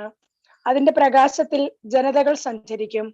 ഭൂമിയിലെ രാജാക്കന്മാർ തങ്ങളുടെ മഹത്വം അതിലേക്ക് കൊണ്ടുവരും. അതിന്റെ കവാടങ്ങൾ പകൽ സമയം അടയ്ക്കപ്പെടുകയില്ല. അവിടെയാകട്ടെ രാത്രി ഇല്ലതാനും. ജനതകൾ തങ്ങളുടെ മഹത്വവും ബഹുമാനവും അതിലേക്ക് കൊണ്ടുവരും. എന്നാൽ കുഞ്ഞാടിന്റെ ജീവഗ്രന്ഥത്തിൽ പേരെഴുതപ്പെട്ടവർ മാത്രമേ അതിൽ പ്രവേശിക്കൂ. ടീച്ചർ വന്നു. ടീച്ചറെ ഇല്ല, മയക്കില്ല. വായിച്ചോളൂ. എന്നാൽ കുഞ്ഞാടിന്റെ ജീവഗ്രന്ഥത്തിൽ പേരെഴുതപ്പെട്ടവർ മാത്രമേ അതിൽ പ്രവേശിക്കൂ. അശുദ്ധമായതൊന്നും മ്ലേച്ഛതയും കൗടില്യവും പ്രവർത്തിക്കുന്ന ആരും അതിൽ പ്രവേശിക്കുകയില്ല. 22-ാം അധ്യായം. ദൈവത്തിന്റെയും കുഞ്ഞാടിന്റെയും സിംഹാസനത്തിൽ നിന്ന് പുറപ്പെടുന്നതും സ്ഫടികം പോലെ തെളിഞ്ഞതുമായ ജീവജലത്തിന്റെ നദി അവൻ എനിക്ക് കാണിച്ചു തന്നു. സാക്ഷ്യപ്പെടുത്തുന്നതിന് വേണ്ടി യേശുവായ ഞാൻ സഭകളെ കുറിച്ച് നിങ്ങൾക്ക് സാക്ഷ്യപ്പെടുത്തുന്നതിന് വേണ്ടി എന്റെ ദൂതനെ അയച്ചു. ഞാൻ ദാവീദിന്റെ പേരും സന്തതിയുമാണ്. പ്രഭാപൂർണനായ പ്രഭാത നക്ഷത്രം. ആത്മാവും മണവാട്ടിയും പറയുന്നു, വരുക. കേൾക്കുന്നവർ പറയട്ടെ, വരുക. ദാഹിക്കുന്നവൻ വരട്ടെ. ആഗ്രഹമുള്ളവൻ ജീവന്റെ ജലം സൗജന്യമായി സ്വീകരിക്കട്ടെ. ഉപസംഹാരം. ഈ പുസ്തകത്തിലെ പ്രവചനങ്ങൾ ശ്രവിക്കുന്ന എല്ലാവരോടും ഞാൻ സാക്ഷ്യപ്പെടുത്തുന്നു. ആരെങ്കിലും ഈ വചനങ്ങളോട് എന്തെങ്കിലും കൂട്ടിച്ചേർത്താൽ ഈ വചനത്തിൽ വിവരിക്കപ്പെട്ടിരിക്കുന്ന മഹാമാരികൾ ദൈവം അവന്റെ മേൽ അയക്കും. ഈ പുസ്തകത്തിലെ പ്രവചനങ്ങളിൽ നിന്ന് ആരെങ്കിലും എന്തെങ്കിലും എടുത്തു കളഞ്ഞാൽ ഈ പുസ്തകത്തിൽ വിവരിക്കപ്പെട്ടിരിക്കുന്ന വിശുദ്ധ നഗരത്തിലും ജീവന്റെ വൃക്ഷത്തിലുമുള്ള അവന്റെ പങ്ക് ദൈവം എടുത്തു കളയും. ഇത് സാക്ഷ്യപ്പെടുത്തുന്നവൻ പറയുന്നു, അതെ, ഞാൻ വേഗം വരുന്നു. ആമേൻ. കർത്താവായ യേശുവേ വരണമേ. കർത്താവായ യേശുവിന്റെ കൃപ എല്ലാവരോടും കൂടെ ഉണ്ടായിരിക്കട്ടെ. ആമേൻ. ദൈവത്തിന് സ്തുതി. വിശുദ്ധ മത്തായി എഴുതിയ സുവിശേഷം 1-ാം അധ്യായം. യേശുവിന്റെ വംശാവലി. അബ്രാഹത്തിന്റെ പുത്രനായ ദാവീദിന്റെ പുത്രൻ യേശുക്രിസ്തുവിന്റെ വംശാവലി ഗ്രന്ഥം. അബ്രാഹാം ഇസഹാക്കിന്റെ പിതാവായിരുന്നു. ഇസഹാക്ക് യാക്കോബിന്റെയും യാക്കോബ് യൂദായുടെയും സഹോദരന്മാരുടെയും പിതാവായിരുന്നു. താമാറിൽ നിന്ന് ജനിച്ച പേരസിന്റെയും സേറായുടെയും പിതാവായിരുന്നു യൂദ. പേരസ് ഹെസ്രോന്റെയും ഹെസ്രോൻ ആരാമിന്റെയും പിതാവായിരുന്നു. ആരാം അമിനാദാബിന്റെയും അമിനാദാബ് നക്ഷോന്റെയും നക്ഷോൻ സൽമോന്റെയും പിതാവായിരുന്നു. സൽമോൻ റാഹാബിൽ നിന്ന് ജനിച്ച ബോവാസിന്റെയും ബോവാസ് റൂത്തിൽ നിന്ന് ജനിച്ച ഓബദിന്റെയും ഓബദ് ജസ്സയുടെയും ജസ്സെ ദാവീദ് രാജാവിന്റെയും പിതാവായിരുന്നു. ദാവീദ് ഊറിയായുടെ ഭാര്യയിൽ നിന്ന് ജനിച്ച സോളമന്റെ പിതാവായിരുന്നു. സോളമൻ റഹോബോവാമിന്റെയും റഹോബോവാം അബിയായുടെയും അബിയ ആസായുടെയും പിതാവായിരുന്നു. ആസ യോസഫാത്തിന്റെയും യോസഫാത്ത് യോറാമിന്റെയും യോറാം ഓസിയായുടെയും ഓസിയ യോദാമിന്റെയും യോദാം ആഹാസിന്റെയും ആഹാസ് ഹെസക്കിയായുടെയും ഹെസക്കിയ മനാസയുടെയും മനാസ ആമോസിന്റെയും ആമോസ് ജോസിയായുടെയും പിതാവായിരുന്നു. ബാബിലോൺ പ്രവാസകാലത്ത് ജനിച്ച യാക്കോണിയായുടെ സഹോദരന്മാരുടെയും പിതാവായിരുന്നു ജോസിയ. യാക്കോണിയ ബാബിലോൺ പ്രവാസത്തിന് ശേഷം ജനിച്ച സലാത്തിയേലിന്റെയും സലാത്തിയേൽ സൊറോബാബേലിന്റെയും പിതാവായിരുന്നു. സൊറോബാബേൽ അബിയൂദിന്റെയും അബിയൂദ് എലിയാക്കിമിന്റെയും എലിയാക്കിം ആസോറിന്റെയും ആസോർ സാദോക്കിന്റെയും സാദോക്ക് അക്കീമിന്റെയും അക്കീം എലിയൂദിന്റെയും എലിയൂദ് എലയാസറിന്റെയും എലയാസർ മഥാന്റെയും മഥാൻ യാക്കോബിന്റെയും പിതാവായിരുന്നു. യാക്കോബ് മറിയത്തിന്റെ ഭർത്താവായ ജോസഫിന്റെ പിതാവായിരുന്നു. അവളിൽ നിന്ന് ക്രിസ്തു എന്ന് വിളിക്കപ്പെടുന്ന യേശു ജനിച്ചു. ഇങ്ങനെ അബ്രാഹാം മുതൽ ദാവീദ് വരെ 14, ദാവീദ് മുതൽ ബാബിലോൺ പ്രവാസം വരെ 14, ബാബിലോൺ പ്രവാസം മുതൽ ക്രിസ്തു വരെ 14 തലമുറകളാണ് ആകെയുള്ളത്. യേശുവിന്റെ ജനനം. യേശുക്രിസ്തുവിന്റെ ജനനം ഇപ്രകാരമായിരുന്നു. അവന്റെ മാതാവായ മറിയവും ജോസഫും തമ്മിലുള്ള വിവാഹ നിശ്ചയം കഴിഞ്ഞിരിക്കെ അവർ സഹവസിക്കുന്നതിന് മുമ്പ് അവൾ പരിശുദ്ധാത്മാവിനാൽ ഗർഭിണിയായി കാണപ്പെട്ടു. അവളുടെ ഭർത്താവായ ജോസഫ് നീതിമാനാകയാലും അവളെ അപമാനിതയാക്കാൻ ഇഷ്ടപ്പെടായികയാലും അവളെ രഹസ്യമായി ഉപേക്ഷിക്കാൻ തീരുമാനിച്ചു. അവൻ ഇതേക്കുറിച്ച് ആലോചിച്ചു കൊണ്ടിരിക്കെ കർത്താവിന്റെ ദൂതൻ സ്വപ്നത്തിൽ പ്രത്യക്ഷപ്പെട്ട് അവനോട് പറഞ്ഞു, ദാവീദിന്റെ പുത്രനായ ജോസഫ്, മറിയത്തെ ഭാര്യയായി സ്വീകരിക്കാൻ ശങ്കിക്കേണ്ട. അവൾ ഗർഭം ധരിച്ചിരിക്കുന്നത് പരിശുദ്ധാത്മാവിൽ നിന്നാണ്. അവൾ ഒരു പുത്രനെ പ്രസവിക്കും. നീ അവന് യേശു എന്ന് പേരിടണം. എന്തെന്നാൽ അവൻ തന്റെ ജനത്തെ അവരുടെ പാപങ്ങളിൽ നിന്ന് മോചിപ്പിക്കും. കന്യക ഗർഭം ധരിച്ച് ഒരു പുത്രനെ പ്രസവിക്കും. ദൈവം നമ്മോടുകൂടെ എന്നർത്ഥമുള്ള എമ്മാനുവേൽ എന്നവൻ വിളിക്കപ്പെടും എന്ന് കർത്താവ് പ്രവാചകൻ മുഖേന അരുളി ചെയ്തത് പൂർത്തിയാകാൻ വേണ്ടിയാണ് ഇതെല്ലാം സംഭവിച്ചത്. ജോസഫ് നിദ്രയിൽ നിന്നുണർന്ന് കർത്താവിന്റെ ദൂതൻ കൽപ്പിച്ചതുപോലെ പ്രവർത്തിച്ചു. അവൻ തന്റെ ഭാര്യയെ സ്വീകരിച്ചു. പുത്രനെ പ്രസവിക്കുന്നത് വരെ അവളെ അവൻ അറിഞ്ഞില്ല. അവൻ ശിശുവിന് യേശു എന്ന് പേരിട്ടു. അധ്യായം 2. ജ്ഞാനികളുടെ സന്ദർശനം. ഹെറോദേസ് രാജാവിന്റെ കാലത്ത് യൂദയായിലെ ബെത്ലഹേമിൽ യേശു ജനിച്ചപ്പോൾ പൗരസ്ത്യ ദേശത്തു നിന്ന് ജ്ഞാനികൾ ജെറുസലേമിലെത്തി. അവർ അന്വേഷിച്ചു, എവിടെയാണ് യഹൂദന്മാരുടെ രാജാവായ ജനിച്ചവൻ? ഞങ്ങൾ കിഴക്ക് അവന്റെ നക്ഷത്രം കണ്ട് അവനെ ആരാധിക്കാൻ വന്നിരിക്കുകയാണ്. ഇത് കേട്ട് ഹെറോദേസ് രാജാവ് അസ്വസ്ഥനായി. അവനോടൊപ്പം ജെറുസലേം മുഴുവനും. അവൻ പ്രധാന പുരോഹിതന്മാരെയും ജനങ്ങളിടയിലെ നിയമജ്ഞരെയും വിളിച്ചുകൂട്ടി ക്രിസ്തു എവിടെയാണ് ജനിക്കുന്നതെന്ന് ചോദിച്ചു. അവർ പറഞ്ഞു, യൂദയായിലെ ബെത്ലഹേമിൽ. പ്രവാചകൻ എഴുതിയിരിക്കുന്നു, യൂദയായിലെ ബെത്ലഹേമേ, നീ യൂദയായിലെ പ്രമുഖ നഗരങ്ങളിൽ ഒട്ടും താഴെയല്ല.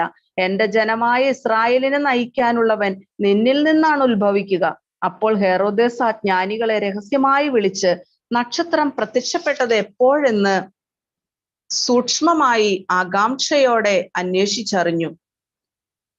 അവൻ അവരെ ബെത്ലഹേമിലേക്ക് അയച്ചുകൊണ്ട് പറഞ്ഞു, പോയി ശിശുവിനെ പറ്റി സൂക്ഷ്മമായി അന്വേഷിക്കുക. അവനെ കണ്ടു കഴിയുമ്പോൾ ഞാനും ചെന്ന് ആരാധിക്കേണ്ടതിന് എന്നെയും അറിയിക്കുക. രാജാവ് പറഞ്ഞത് കേട്ടിട്ട് അവർ പുറപ്പെട്ടു. കിഴക്ക് കണ്ട നക്ഷത്രം അവർക്ക് മുമ്പേ നീങ്ങിക്കൊണ്ടിരുന്നു. അത് ശിശു കിടക്കുന്ന സ്ഥലത്തിന് മുകളിൽ വന്നു നിന്നു. നക്ഷത്രം കണ്ടപ്പോൾ അവർ അത്യധികം സന്തോഷിച്ചു. അവർ ഭവനത്തിൽ പ്രവേശിച്ച് ശിശുവിനെ അമ്മയായ മറിയത്തോടു കൂടി കാണുകയും അവനെ കുമ്പിട്ട് ആരാധിക്കുകയും ചെയ്തു. നിക്ഷേപപാത്രങ്ങൾ തുറന്ന് പൊന്നും കുന്തിരിക്കവും മീറയും കാഴ്ചയർപ്പിച്ചു. ഹെറോദേസിന്റെ അടുത്തേക്ക് മടങ്ങിപ്പോകരുതെന്ന് സ്വപ്നത്തിൽ മുന്നറിയിപ്പ് ലഭിച്ചതനുസരിച്ച് അവർ മറ്റൊരു വഴിയെ സ്വദേശത്തേക്ക് പോയി. ഈജിപ്തിലേക്കുള്ള പലായനം. അവർ പോയി കഴിഞ്ഞപ്പോൾ കർത്താവിന്റെ ദൂതൻ സ്വപ്നത്തിൽ പ്രത്യക്ഷപ്പെട്ട് ജോസഫിനോട് പറഞ്ഞു, എഴുന്നേറ്റ് ശിശുവിനെയും അമ്മയെയും കൂട്ടി ഈജിപ്തിലേക്ക് പലായനം ചെയ്യുക. ഞാൻ പറയുന്നത് വരെ അവിടെ താമസിക്കുക. ഹെറോദേസ് ശിശുവിനെ വധിക്കാൻ വേണ്ടി ഉടനെ അന്വേഷണം തുടങ്ങും. അവൻ ഉണർന്ന് ശിശുവിനെയും അമ്മയെയും കൂട്ടി ആ രാത്രി തന്നെ ഈജിപ്തിലേക്ക് പോയി. ഹെറോദേസിന്റെ മരണം വരെ അവിടെ വസിച്ചു. ഈജിപ്തിൽ നിന്ന് ഞാൻ എന്റെ പുത്രനെ വിളിച്ചു എന്ന് പ്രവാചകനിലൂടെ കർത്താവ് അരുളി ചെയ്തത് പൂർത്തിയാകാനാണ് ഇത് സംഭവിച്ചത്. ജ്ഞാനികൾ തന്നെ കബളിപ്പിച്ചെന്ന് മനസ്സിലാക്കിയ ഹെറോദേസ് രോഷാകുലനായി. അവരിൽ നിന്ന് മനസ്സിലാക്കിയ സമയമനുസരിച്ച് അവൻ ബെത്ലഹേമിലെയും സമീപ പ്രദേശങ്ങളിലെയും 2ഉം അതിൽ താഴെയും വയസ്സുള്ള എല്ലാ ആൺകുട്ടികളെയും ആളയച്ചു വധിച്ചു. ഇങ്ങനെ ജെറമയാ പ്രവാചകൻ വഴി അരുളി ചെയ്യപ്പെട്ടത് പൂർത്തിയായി. റാമായിൽ ഒരു സ്വരം, വലിയ കരച്ചിലും മുറവിളിയും. റാഹേൽ സന്താനങ്ങളെ കുറിച്ച് കരയുന്നു. അവളെ സാന്ത്വനപ്പെടുത്തുക അസാധ്യം. എന്തെന്നാൽ അവൾക്ക് സന്താനങ്ങൾ നഷ്ടപ്പെട്ടിരിക്കുന്നു. തിരിച്ചുവരവ്. ഹെറോദേസിന്റെ മരണത്തിന് ശേഷം ഈജിപ്തിൽ വെച്ച് കർത്താവിന്റെ ദൂതൻ ജോസഫിന് സ്വപ്നത്തിൽ പ്രത്യക്ഷപ്പെട്ടു പറഞ്ഞു, എഴുന്നേറ്റ് ശിശുവിനെയും അമ്മയെയും കൂട്ടി ഇസ്രായേൽ ദേശത്തേക്ക് മടങ്ങുക. ശിശുവിനെ വധിക്കാൻ ശ്രമിച്ചവർ മരിച്ചു കഴിഞ്ഞു. അവൻ എഴുന്നേറ്റ് ശിശുവിനെയും അമ്മയെയും കൂട്ടി ഇസ്രായേൽ ദേശത്തേക്ക് പുറപ്പെട്ടു. മകൻ അർക്കലാവോസ് ആണ് പിതാവായ ഹെറോദേസിന്റെ സ്ഥാനത്ത് യൂദയായിൽ ഭരിക്കുന്നതെന്ന് കേട്ടപ്പോൾ അവിടേക്ക് പോകാൻ ജോസഫിന് ഭയമായി. സ്വപ്നത്തിൽ ലഭിച്ച മുന്നറിയിപ്പ് അനുസരിച്ച് അവൻ ഗലീലി പ്രദേശത്തേക്ക് പോയി. അവൻ നസറായൻ എന്ന് വിളിക്കപ്പെടും എന്ന് പ്രവാചകൻ വഴി അരുളി ചെയ്യപ്പെട്ടത് നിവൃത്തിയാകുവാൻ നസ്രത്ത് എന്ന പട്ടണത്തിൽ അവൻ ചെന്ന് പാർത്തു. പരിശുദ്ധ പിതാവിന്റെ നിയോഗാർത്ഥം. സ്വർഗസ്ഥനായ ഞങ്ങളുടെ പിതാവേ, അങ്ങയുടെ നാമം പൂജിതമാകണമേ. അങ്ങയുടെ രാജ്യം വരണമേ. അങ്ങയുടെ തിരുമനസ് സ്വർഗത്തിലെ പോലെ ഭൂമിയിലുമാകണമേ. അന്നന്ന് വേണ്ട ആഹാരം ഞങ്ങൾക്ക് തരണമേ. ഞങ്ങളോട് തെറ്റ് ചെയ്യുന്നവരോട് ഞങ്ങൾ ക്ഷമിച്ചിരിക്കുന്നത് പോലെ ഞങ്ങളുടെ തെറ്റുകൾ ഞങ്ങളോട് ക്ഷമിക്കണമേ. ഞങ്ങളെ പ്രലോഭനത്തിൽ ഉൾപ്പെടുത്തരുതേ. തിന്മയിൽ നിന്ന് ഞങ്ങളെ രക്ഷിച്ചുകൊള്ളണമേ. ആമേ. നന്മ നിറഞ്ഞ മറിയമേ, സ്വസ്തി, കർത്താവ് അങ്ങയോടുകൂടെ സ്ത്രീകളിൽ അങ്ങ് അനുഗ്രഹിക്കപ്പെട്ടവളാകുന്നു. അങ്ങയുടെ ഉദരത്തിൻ ഫലമായി ഈശോ അനുഗ്രഹിക്കപ്പെട്ടവനാകുന്നു. പരിശുദ്ധ മറിയമേ, തമ്പുരാന്റെ അമ്മേ, പാപികളായ ഞങ്ങൾക്ക് വേണ്ടി ഇപ്പോഴും ഞങ്ങളുടെ മരണസമയത്ത് തമ്പുരാനോട് അപേക്ഷിക്കണമേ. പിതാവിനും പുത്രനും പരിശുദ്ധാത്മാവിനും സ്തുതി. അതിലെ പോലെ ഇപ്പോഴും എപ്പോഴും എന്നേക്കും ആമേൻ. വിശ്വാസ പ്രമാണം. സർവശക്തനായ പിതാവും ആകാശത്തിന്റെയും ഭൂമിയുടെയും സൃഷ്ടാവുമായ ദൈവത്തിൽ ഞാൻ വിശ്വസിക്കുന്നു. അവിടുത്തെ ഏകപുത്രനും ഞങ്ങളുടെ കർത്താവുമായ ഈശോ മിശിഹായിലും ഞാൻ വിശ്വസിക്കുന്നു. ഈ പുത്രൻ പരിശുദ്ധാത്മാവിനാൽ ഗർഭസ്ഥനായി കന്യകാമറിയത്തിൽ നിന്ന് പിറന്ന് പന്തിയോസ് പിലാത്തോസിന്റെ കാലത്ത് പീഡകൾ സഹിച്ച് കുരിശിൽ തറയ്ക്കപ്പെട്ട് മരിച്ചടക്കപ്പെട്ട് പാതാളങ്ങളിൽ ഇറങ്ങി മരിച്ചവരുടെ ഇടയിൽ നിന്ന് മൂന്നാം നാൾ ഉയർത്ത് സ്വർഗത്തിലേക്ക് എഴുന്നള്ളി സർവശക്തിയുള്ള പിതാവായ ദൈവത്തിന്റെ വലതുഭാഗത്ത് എഴുന്നള്ളിയിരിക്കുന്നു. അവിടെ നിന്ന് ജീവിക്കുന്നവരെയും മരിച്ചവരെയും വിധിക്കുവാൻ വരുമെന്ന് ഞാൻ വിശ്വസിക്കുന്നു. പരിശുദ്ധാത്മാവിലും ഞാൻ വിശ്വസിക്കുന്നു. വിശുദ്ധ കത്തോലിക്കാ സഭയിലും പുണ്യാന്മാരുടെ ഐക്യത്തിലും പാപങ്ങളുടെ മോചനത്തിലും ശരീരത്തിന്റെ ഉയർപ്പിലും നിത്യമായ ജീവിതത്തിലും ഞാൻ വിശ്വസിക്കുന്നു. ആമേൻ. 3-ാം അധ്യായം. സ്നാപക യോഹന്നാന്റെ പ്രഭാഷണം. അക്കാലത്ത് സ്നാപക യോഹന്നാൻ യൂദയായിലെ മരുഭൂമിയിൽ വന്ന് പ്രസംഗിച്ചു, മാനസാന്തരപ്പെടുവിൻ, സ്വർഗരാജ്യം സമീപിച്ചിരിക്കുന്നു. ഇവനെ പറ്റിയാണ് യെശയ്യാ പ്രവാചകൻ വഴി ഇങ്ങനെ അരുളി ചെയ്യപ്പെട്ടത്. മരുഭൂമിയിൽ വിളിച്ചു പറയുന്നവന്റെ ശബ്ദം, കർത്താവിന്റെ വഴിയൊരുക്കുവിൻ, അവന്റെ പാതകൾ നേരെയാക്കുവിൻ. യോഹന്നാൻ ഒട്ടകരോമം കൊണ്ടുള്ള വസ്ത്രവും അരയിൽ തോൽവാറും ധരിച്ചിരുന്നു. വെട്ടുക്കിളിയും കാട്ടുതേനുമായിരുന്നു അവന്റെ ഭക്ഷണം. ജെറുസലേമിലും യൂദയാ മുഴുവനിലും ജോർദാന്റെ പരിസര പ്രദേശങ്ങളിൽ നിന്നുള്ള ജനം അവന്റെ അടുത്തെത്തി. അവർ പാപങ്ങൾ ഏറ്റുപറഞ്ഞ് ജോർദാൻ നദിയിൽ വച്ച് അവനിൽ നിന്ന് സ്നാനം സ്വീകരിച്ചു. അനേകം ഫരിസേയരും സദുക്കായരും സ്നാനമേൽക്കാൻ വരുന്നത് കണ്ട് യോഹന്നാൻ അവരോട് പറഞ്ഞു, അണലി സന്തതികളെ, ആസന്നമായ ക്രോധത്തിൽ നിന്ന് ഓടിയകലാൻ നിങ്ങൾക്ക് മുന്നറിയിപ്പ് നൽകിയത് ആരാണ്? മാനസാന്തരത്തിന് യോജിച്ച ഫലം പുറപ്പെടുവിക്കുവിൻ. ഞങ്ങൾക്ക് പിതാവായി അബ്രാഹം ഉണ്ട് എന്ന് പറഞ്ഞ് അഭിമാനിക്കേണ്ട.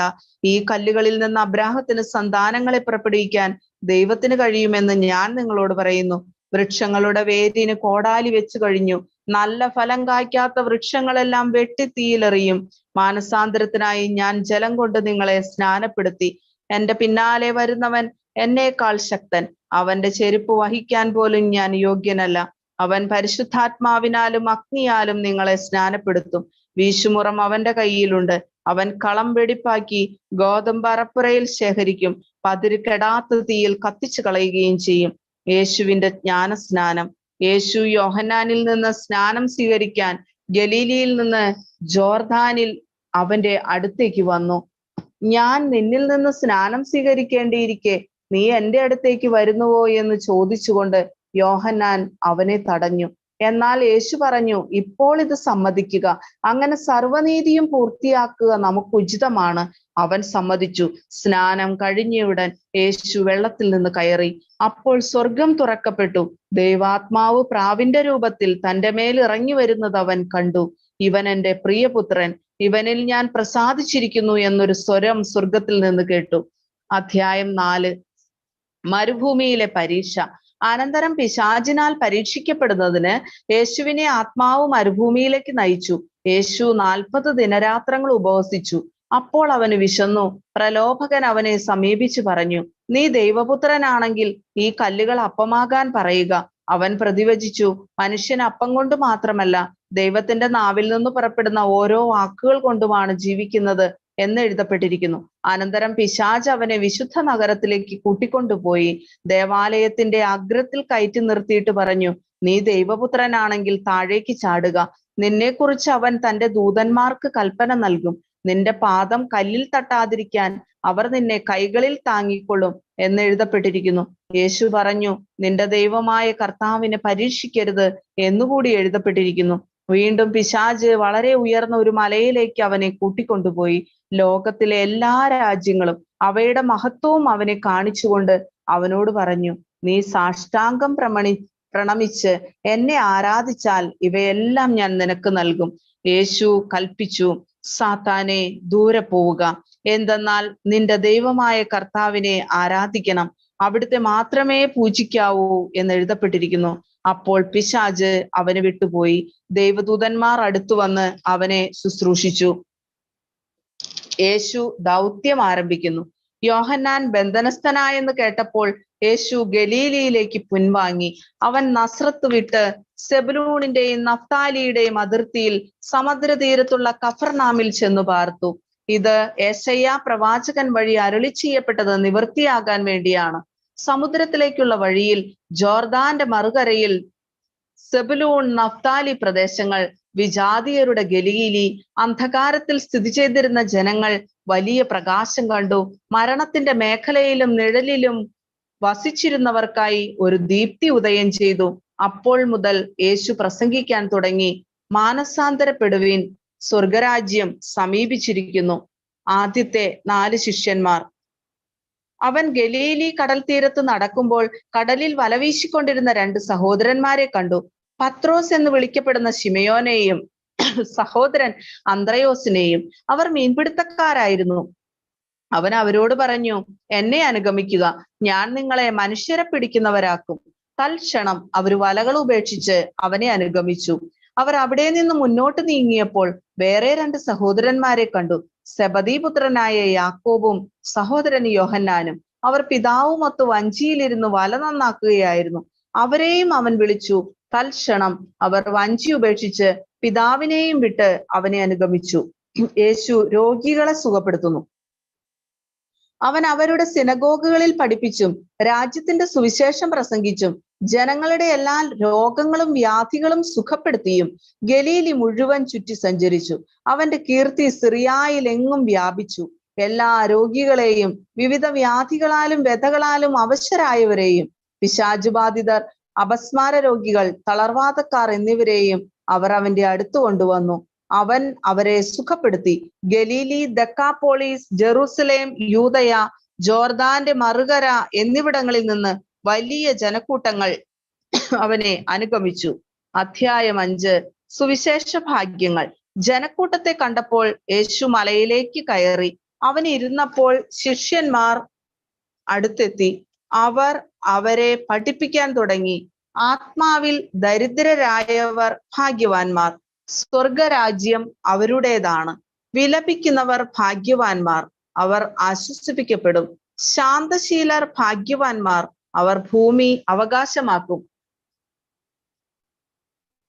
നീതിക്ക് വേണ്ടി വിശക്കുകയും ദാഹിക്കുകയും ചെയ്യുന്നവർ ഭാഗ്യവാന്മാർ, അവർക്ക് സംതൃപ്തി ലഭിക്കും. കരുണയുള്ളവർ ഭാഗ്യവാന്മാർ, അവർക്ക് കരുണ ലഭിക്കും. ഹൃദയശുദ്ധിയുള്ളവർ ഭാഗ്യവാന്മാർ, അവർ ദൈവത്തെ കാണും. സമാധാനം സ്ഥാപിക്കുന്നവർ ഭാഗ്യവാന്മാർ, അവർ ദൈവപുത്രന്മാരെന്ന് വിളിക്കപ്പെടും. നീതിക്ക് വേണ്ടി പീഡനമേൽക്കുന്നവർ ഭാഗ്യവാന്മാർ, സ്വർഗരാജ്യം അവരുടേതാണ്. എന്നെ പ്രതി മനുഷ്യർ നിങ്ങളെ അവഹേളിക്കുകയും പീഡിപ്പിക്കുകയും എല്ലാവിധ തിന്മകളും നിങ്ങൾക്കെതിരെ വ്യാജമായി പറയുകയും ചെയ്യുമ്പോൾ നിങ്ങൾ ഭാഗ്യവാന്മാർ.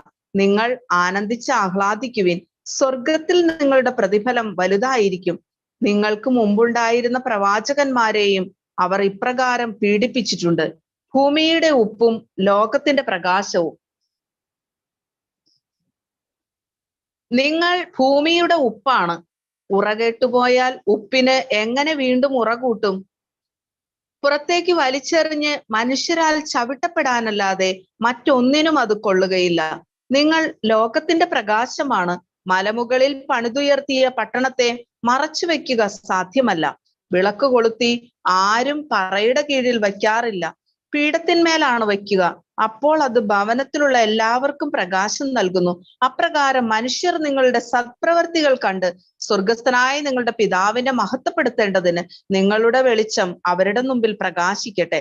നിയമത്തിന്റെ പൂർത്തീകരണം. നിയമത്തെയോ പ്രവാചകന്മാരെയോ അസാധുവാക്കാനാണ് ഞാൻ വന്നതെന്ന് നിങ്ങൾ വിചാരിക്കരുത്. അസാധുവാക്കാനല്ല, പൂർത്തിയാക്കാനാണ് ഞാൻ വന്നത്. ആകാശവും ഭൂമിയും കടന്നു പോകുന്നത് വരെ സമസ്തവും നിറവേറുവോളം നിയമത്തിൽ നിന്ന് വള്ളിയോ പുള്ളിയോ മാറുകയില്ലെന്ന് സത്യമായി ഞാൻ നിങ്ങളോട് പറയുന്നു. ഈ പ്രമാണങ്ങളിൽ ഏറ്റവും നിസ്സാരമായവ ഒന്ന് ലംഘിക്കുകയോ ലംഘിക്കാൻ മറ്റുള്ളവരെ പഠിപ്പിക്കുകയോ ചെയ്യുന്നവൻ സ്വർഗരാജ്യത്തിൽ ചെറിയവൻ എന്ന് വിളിക്കപ്പെടും. എന്നാൽ അതനുസരിക്കുകയും പഠിപ്പിക്കുകയും ചെയ്യുന്നവൻ സ്വർഗരാജ്യത്തിൽ വലിയവൻ എന്ന് വിളിക്കപ്പെടും. നിങ്ങളുടെ നീതി നിയമജ്ഞരുടെയും ഫരിസേയരുടെയും നീതിയെ അതിശയിക്കുന്നില്ലെങ്കിൽ നിങ്ങൾ സ്വർഗരാജ്യത്തിൽ പ്രവേശിക്കുകയില്ലെന്ന് ഞാൻ നിങ്ങളോട് പറയുന്നു. സഹോദരനുമായി രമ്യതപ്പെടുക. കൊല്ലരുത്. കൊല്ലുന്നവൻ ന്യായവിധിക്ക് അർഹനാകും എന്ന് പൂർവികരോട് പറയപ്പെട്ടതായി നിങ്ങൾ കേട്ടിട്ടുണ്ടല്ലോ. എന്നാൽ ഞാൻ നിങ്ങളോട് പറയുന്നു, സഹോദരനോട് കോപിക്കുന്നവൻ ന്യായവിധിക്ക് അർഹനാകും.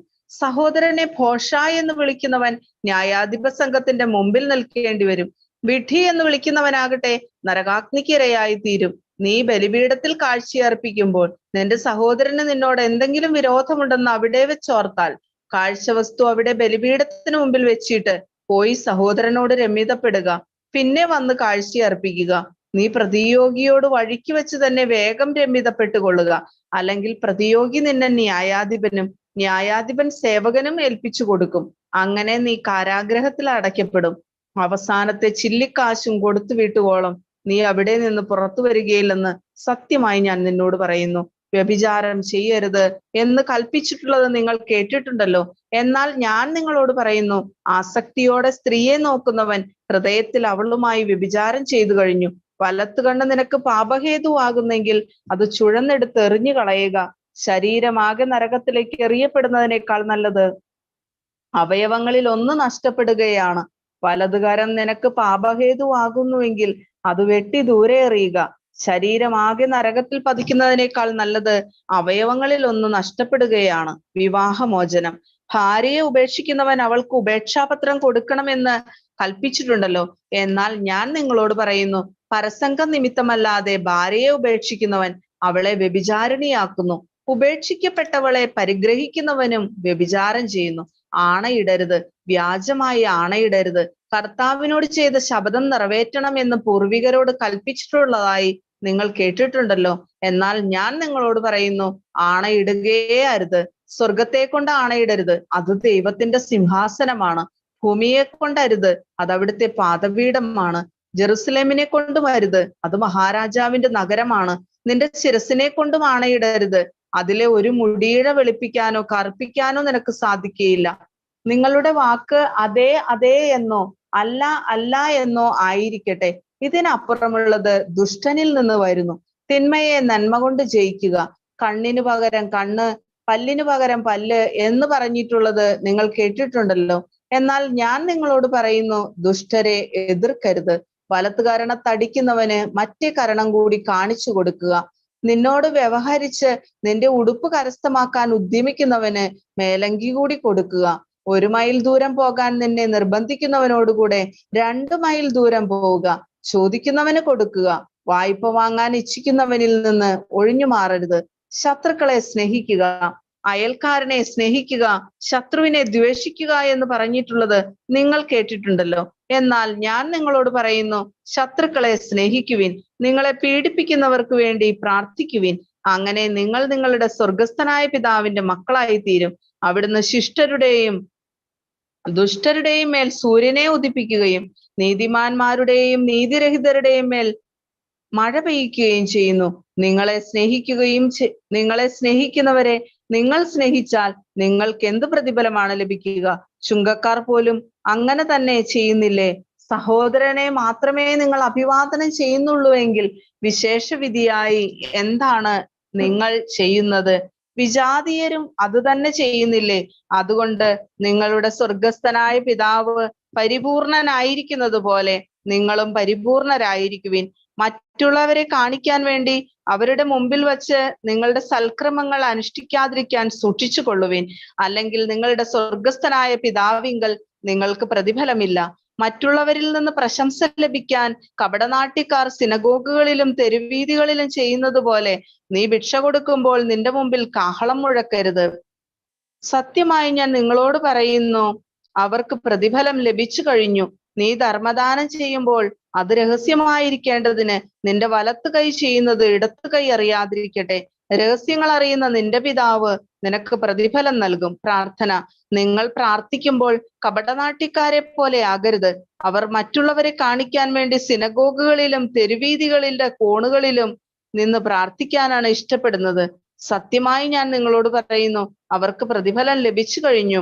എന്നാൽ നീ പ്രാർത്ഥിക്കുമ്പോൾ നിന്റെ മുറിയിൽ കടന്ന് കതകടച്ച് രഹസ്യമായി നിന്റെ പിതാവിനോട് പ്രാർത്ഥിക്കുക. രഹസ്യങ്ങൾ അറിയുന്ന പിതാവ് നിനക്ക് പ്രതിഫലം നൽകും. പ്രാർത്ഥിക്കുമ്പോൾ വിജാതീയരെ പോലെ നിങ്ങൾ അതിഭാഷണം ചെയ്യരുത്. അതിഭാഷണം വഴി തങ്ങളുടെ പ്രാർത്ഥന കേൾക്കുമെന്ന് അവർ കരുതുന്നു. നിങ്ങൾ അവരെ പോലെ ആകരുത്. നിങ്ങൾ ചോദിക്കുന്നതിന് മുമ്പ് തന്നെ നിങ്ങളുടെ ദൈവം നിങ്ങളുടെ ആവശ്യം നിങ്ങളുടെ പിതാവ് അറിയുന്നു. യേശു പഠിപ്പിച്ച പ്രാർത്ഥന.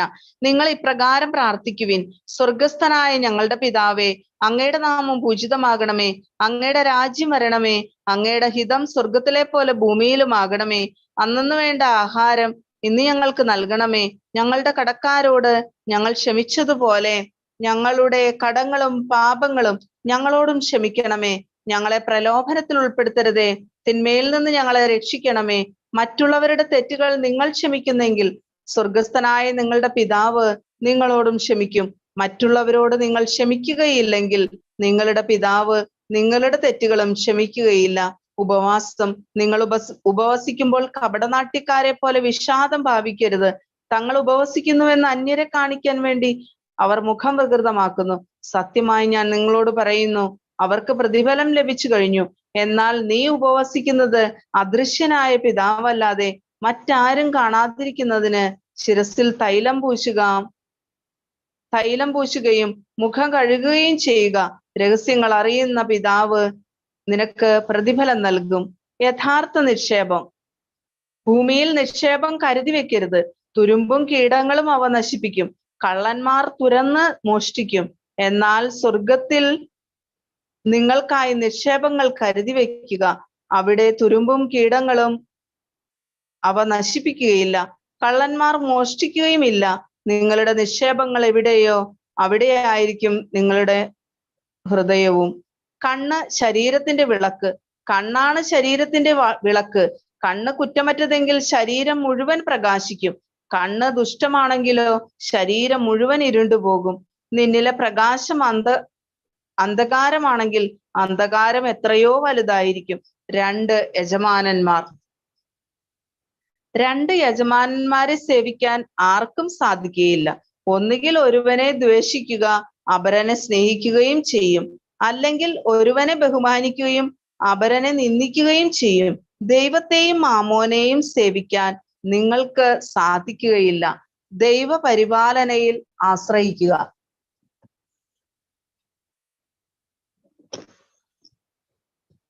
ദൈവപരിപാലനയിൽ ആശ്രയിക്കുക.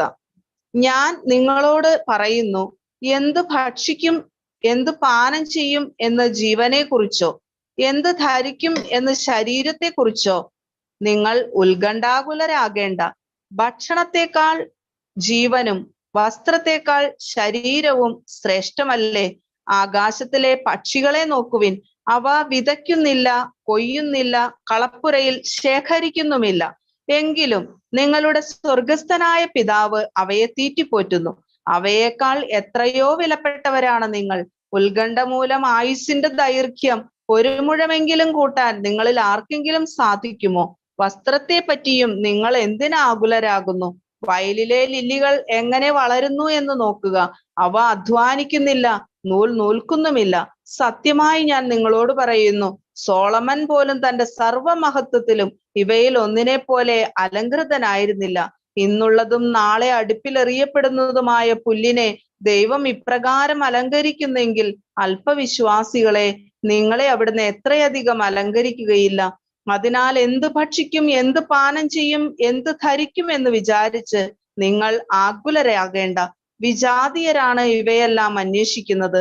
നിങ്ങൾക്ക് ഇവയെല്ലാം ആവശ്യമാണെന്ന് നിങ്ങളുടെ സ്വർഗീയ പിതാവ് അറിയുന്നു. നിങ്ങൾ ആദ്യം അവിടുത്തെ രാജ്യവും നീതിയും അന്വേഷിക്കുക, അതോടൊപ്പം മറ്റുള്ളവയെല്ലാം നിങ്ങൾക്ക് ലഭിക്കും. അതിനാൽ നാളെയെക്കുറിച്ച് നിങ്ങൾ ആകുലരാകരുത്.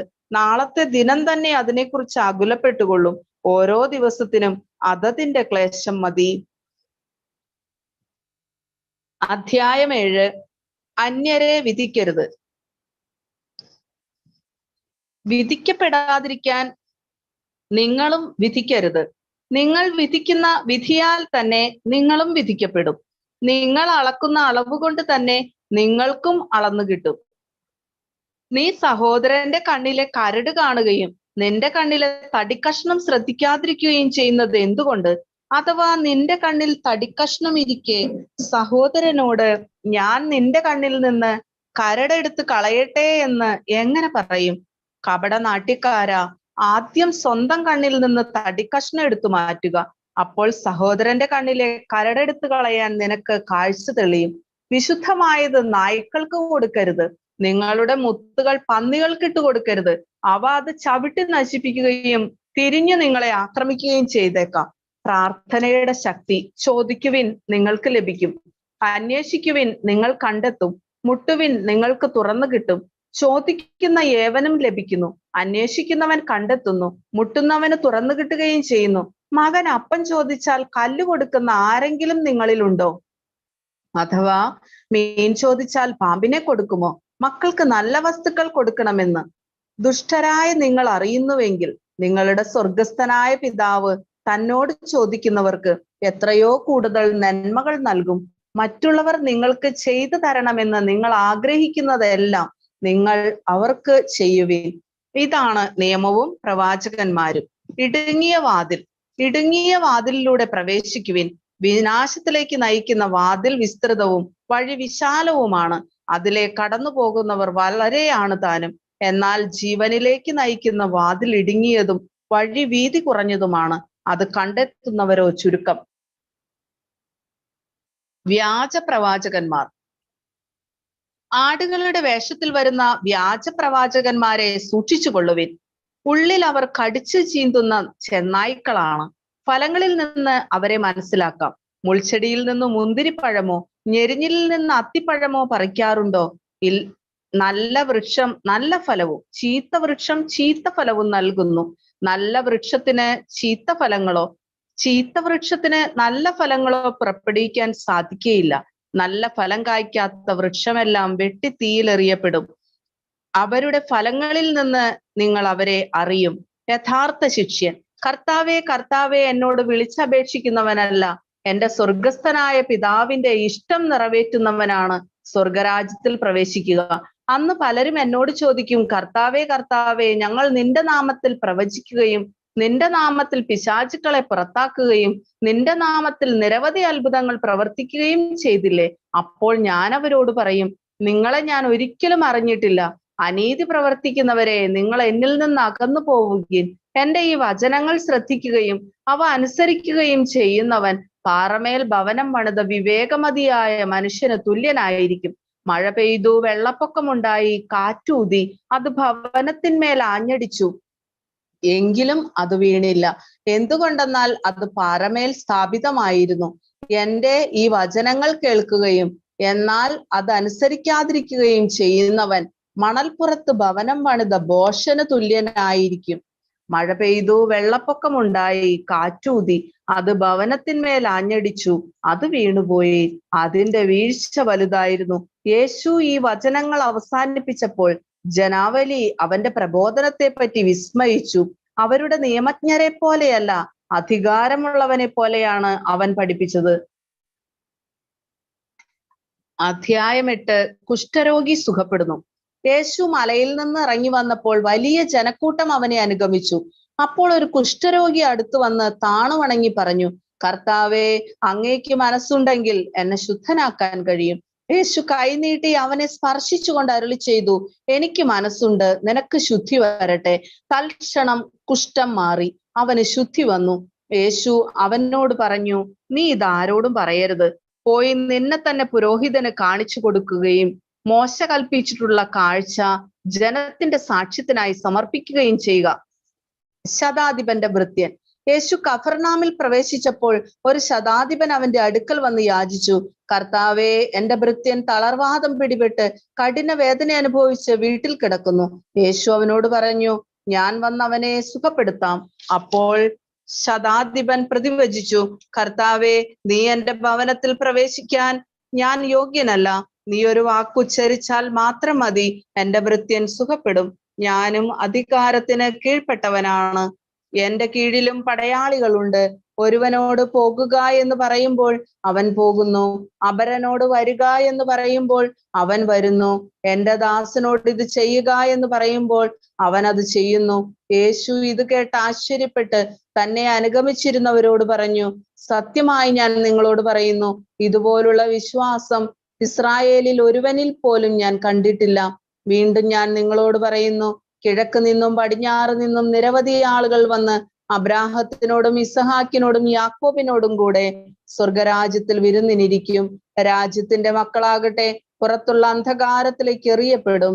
അവിടെ വിലാപവും പല്ലുകടിയുമായിരിക്കും. യേശു ശതാധിപനോട് പറഞ്ഞു, പൊയ്ക്കൊള്ളുക, നീ വിശ്വസിച്ചതുപോലെ നിനക്ക് ഭവിക്കട്ടെ. ആ സമയത്ത് തന്നെ ഭൃത്യൻ സുഖം പ്രാപിച്ചു. പത്രോസിന്റെ ഭവനത്തിൽ യേശു പത്രോസിന്റെ വീട്ടിലെത്തിയപ്പോൾ അവന്റെ അമ്മായിയമ്മ പനി പിടിച്ചു കിടക്കുന്നത് കണ്ടു. അവൻ അവളുടെ കയ്യിൽ സ്പർശിച്ചു. പനി അവളെ വിട്ടുമാറി. അവൾ എഴുന്നേറ്റ് അവനെ ശുശ്രൂഷിച്ചു. സായാഹ്നമായപ്പോൾ അനേകം പിശാച് ബാധിതരെ അവർ അവന്റെ അടുത്ത് കൊണ്ടുവന്നു. അവർ അശുദ്ധാത്മാക്കളെ വചനം കൊണ്ട് പുറത്താക്കുകയും എല്ലാ രോഗികളെയും സുഖപ്പെടുത്തുകയും ചെയ്തു. അവൻ നമ്മുടെ ബലഹീനതകൾ ഏറ്റെടുക്കുകയും രോഗങ്ങൾ വഹിക്കുകയും ചെയ്തു എന്ന് ഏശയ്യാ പ്രവചിച്ചത് അങ്ങനെ നിറവേറി. ശിഷ്യത്വം ത്യാഗം ആവശ്യപ്പെടുന്നു. തന്റെ ചുറ്റും പുരുഷാരം കൂടുന്നത് കണ്ടപ്പോൾ മറുകരയ്ക്ക് പോകാൻ യേശു കൽപ്പിച്ചു. ഒരു നിയമജ്ഞൻ അവനെ സമീപിച്ചു പറഞ്ഞു, ഗുരു, നീ പോകുന്നിടത്തെല്ലാം ഞാൻ നിന്നെ അനുഗമിക്കും. യേശു പറഞ്ഞു, കുറുനരികൾക്ക് മാളങ്ങളും ആകാശപ്പറവുകൾക്ക് കൂടുകളുമുണ്ട്, എന്നാൽ മനുഷ്യപുത്രന് തലചായ്ക്കാൻ ഇടമില്ല. ശിഷ്യന്മാരിൽ മറ്റൊരുവൻ അവനോട് പറഞ്ഞു, കർത്താവേ, പോയി എന്റെ പിതാവിനെ സംസ്കരിച്ചിട്ട് വരാൻ എന്നെ അനുവദിക്കണമേ. യേശു പറഞ്ഞു, നീ എന്നെ അനുഗമിക്കുക. മരിച്ചവർ തങ്ങളുടെ മരിച്ചവരെ സംസ്കരിക്കട്ടെ. കൊടുങ്കാറ്റിനെ ശാന്തമാക്കുന്നു. യേശു തോണിയിൽ കയറിയപ്പോൾ ശിഷ്യന്മാർ അവനെ അനുഗമിച്ചു. കടലിൽ ഉഗ്രമായ കൊടുങ്കാറ്റുണ്ടായി. തോണി മുങ്ങത്തക്ക വിധം തിരമാലകൾ ഉയർന്നു. അവൻ ഉറങ്ങുകയായിരുന്നു.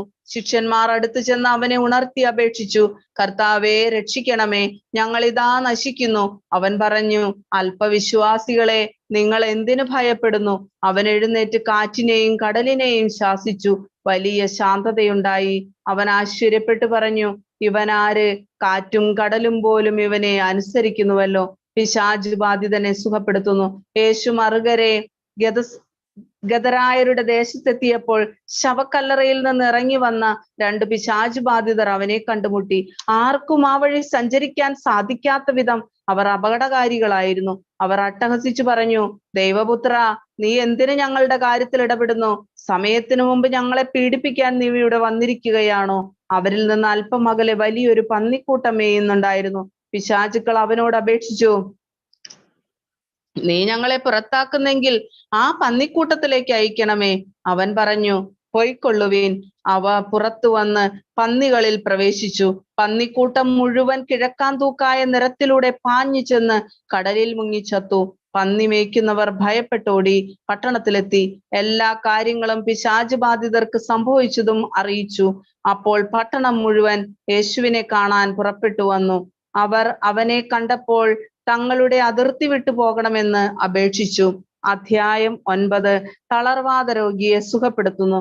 യേശു തോണിയിൽ കയറി കടൽ കടന്ന് സ്വന്തം പട്ടണത്തിലെത്തി. അവർ ഒരു തളർവാദ രോഗിയെ ശയ്യയോടെ അവന്റെ അടുക്കൽ കൊണ്ടുവന്നു. അവരുടെ വിശ്വാസം കണ്ട് അവൻ തളർവാദ രോഗിയോട് അരുളി ചെയ്തു, മകനെ, ധൈര്യമായിരിക്കുക, നിന്റെ പാപങ്ങൾ ക്ഷമിക്കപ്പെട്ടിരിക്കുന്നു. അപ്പോൾ നിയമജ്ഞരിൽ ചിലർ പരസ്പരം പറഞ്ഞു, ഇവൻ ദൈവദൂഷണം പറയുന്നു. അവരുടെ വിചാരങ്ങൾ ഗ്രഹിച്ച യേശു ചോദിച്ചു, നിങ്ങൾ ഹൃദയത്തിൽ തിന്മ വിചാരിക്കുന്നത് എന്ത്? ഏതാണ് എളുപ്പം, നിന്റെ പാപങ്ങൾ ക്ഷമിക്കപ്പെട്ടിരിക്കുന്നു എന്ന് പറയുന്നതോ എഴുന്നേറ്റ് നടക്കുക എന്ന് പറയുന്നതോ? ഭൂമിയിൽ പാപങ്ങൾ ക്ഷമിക്കാൻ മനുഷ്യപുത്രന് അധികാരമുണ്ടെന്ന് നിങ്ങൾ അറിയേണ്ടതിനാണിത്. അനന്തരം അവൻ തളർവാദ രോഗിയോട് പറഞ്ഞു, എഴുന്നേറ്റ് നിന്റെ ശയ്യയും എടുത്ത് വീട്ടിലേക്ക് പോവുക. അവൻ എഴുന്നേറ്റ് വീട്ടിലേക്ക് പോയി. ഇത് കണ്ട് ജനക്കൂട്ടം ഭയചകിതരായി. മനുഷ്യർക്ക് ഇത്തരം അധികാരം നൽകിയ ദൈവത്തെ മഹത്വപ്പെടുത്തി. മത്തായിയെ വിളിക്കുന്നു. യേശു അവിടെ നിന്ന് നടന്നു നീങ്ങവേ മത്തായി എന്നൊരാൾ ചുങ്കസ്ഥലത്തിരിക്കുന്നത് കണ്ടു. യേശു അവനോട് പറഞ്ഞു, എന്നെ അനുഗമിക്കുക. അവൻ എഴുന്നേറ്റ് യേശുവിനെ അനുഗമിച്ചു. യേശു അവന്റെ ഭവനത്തിൽ ഭക്ഷണത്തിനിരുന്നപ്പോൾ അനേകം ചുങ്കക്കാരും പാപികളും വന്ന് അവനോടും ശിഷ്യരോടും കൂടെ ഭക്ഷണത്തിനിരുന്നു. ഫരിസേയർ ഇത് കണ്ട് ശിഷ്യന്മാരോട് ചോദിച്ചു, നിങ്ങളുടെ ഗുരു ചുങ്കക്കാരോടും പാപികളോടും കൂടെ ഭക്ഷിക്കുന്നത് എന്തുകൊണ്ട്? ഇത് കേട്ട് അവൻ പറഞ്ഞു, ആരോഗ്യമുള്ളവർക്കല്ല, രോഗികൾക്കാണ് വൈദ്യനെ കൊണ്ട് ആവശ്യം. ബലിയല്ല, കരുണയാണ് ഞാൻ ആഗ്രഹിക്കുന്നത് എന്നതിന്റെ അർത്ഥം നിങ്ങൾ പോയി പഠിക്കുക. ഞാൻ വന്നത് നീതിമാന്മാരെ വിളിക്കാനല്ല, പാപികളെ വിളിക്കാനാണ്. ഉപവാസത്തെ കുറിച്ച് തർക്കം.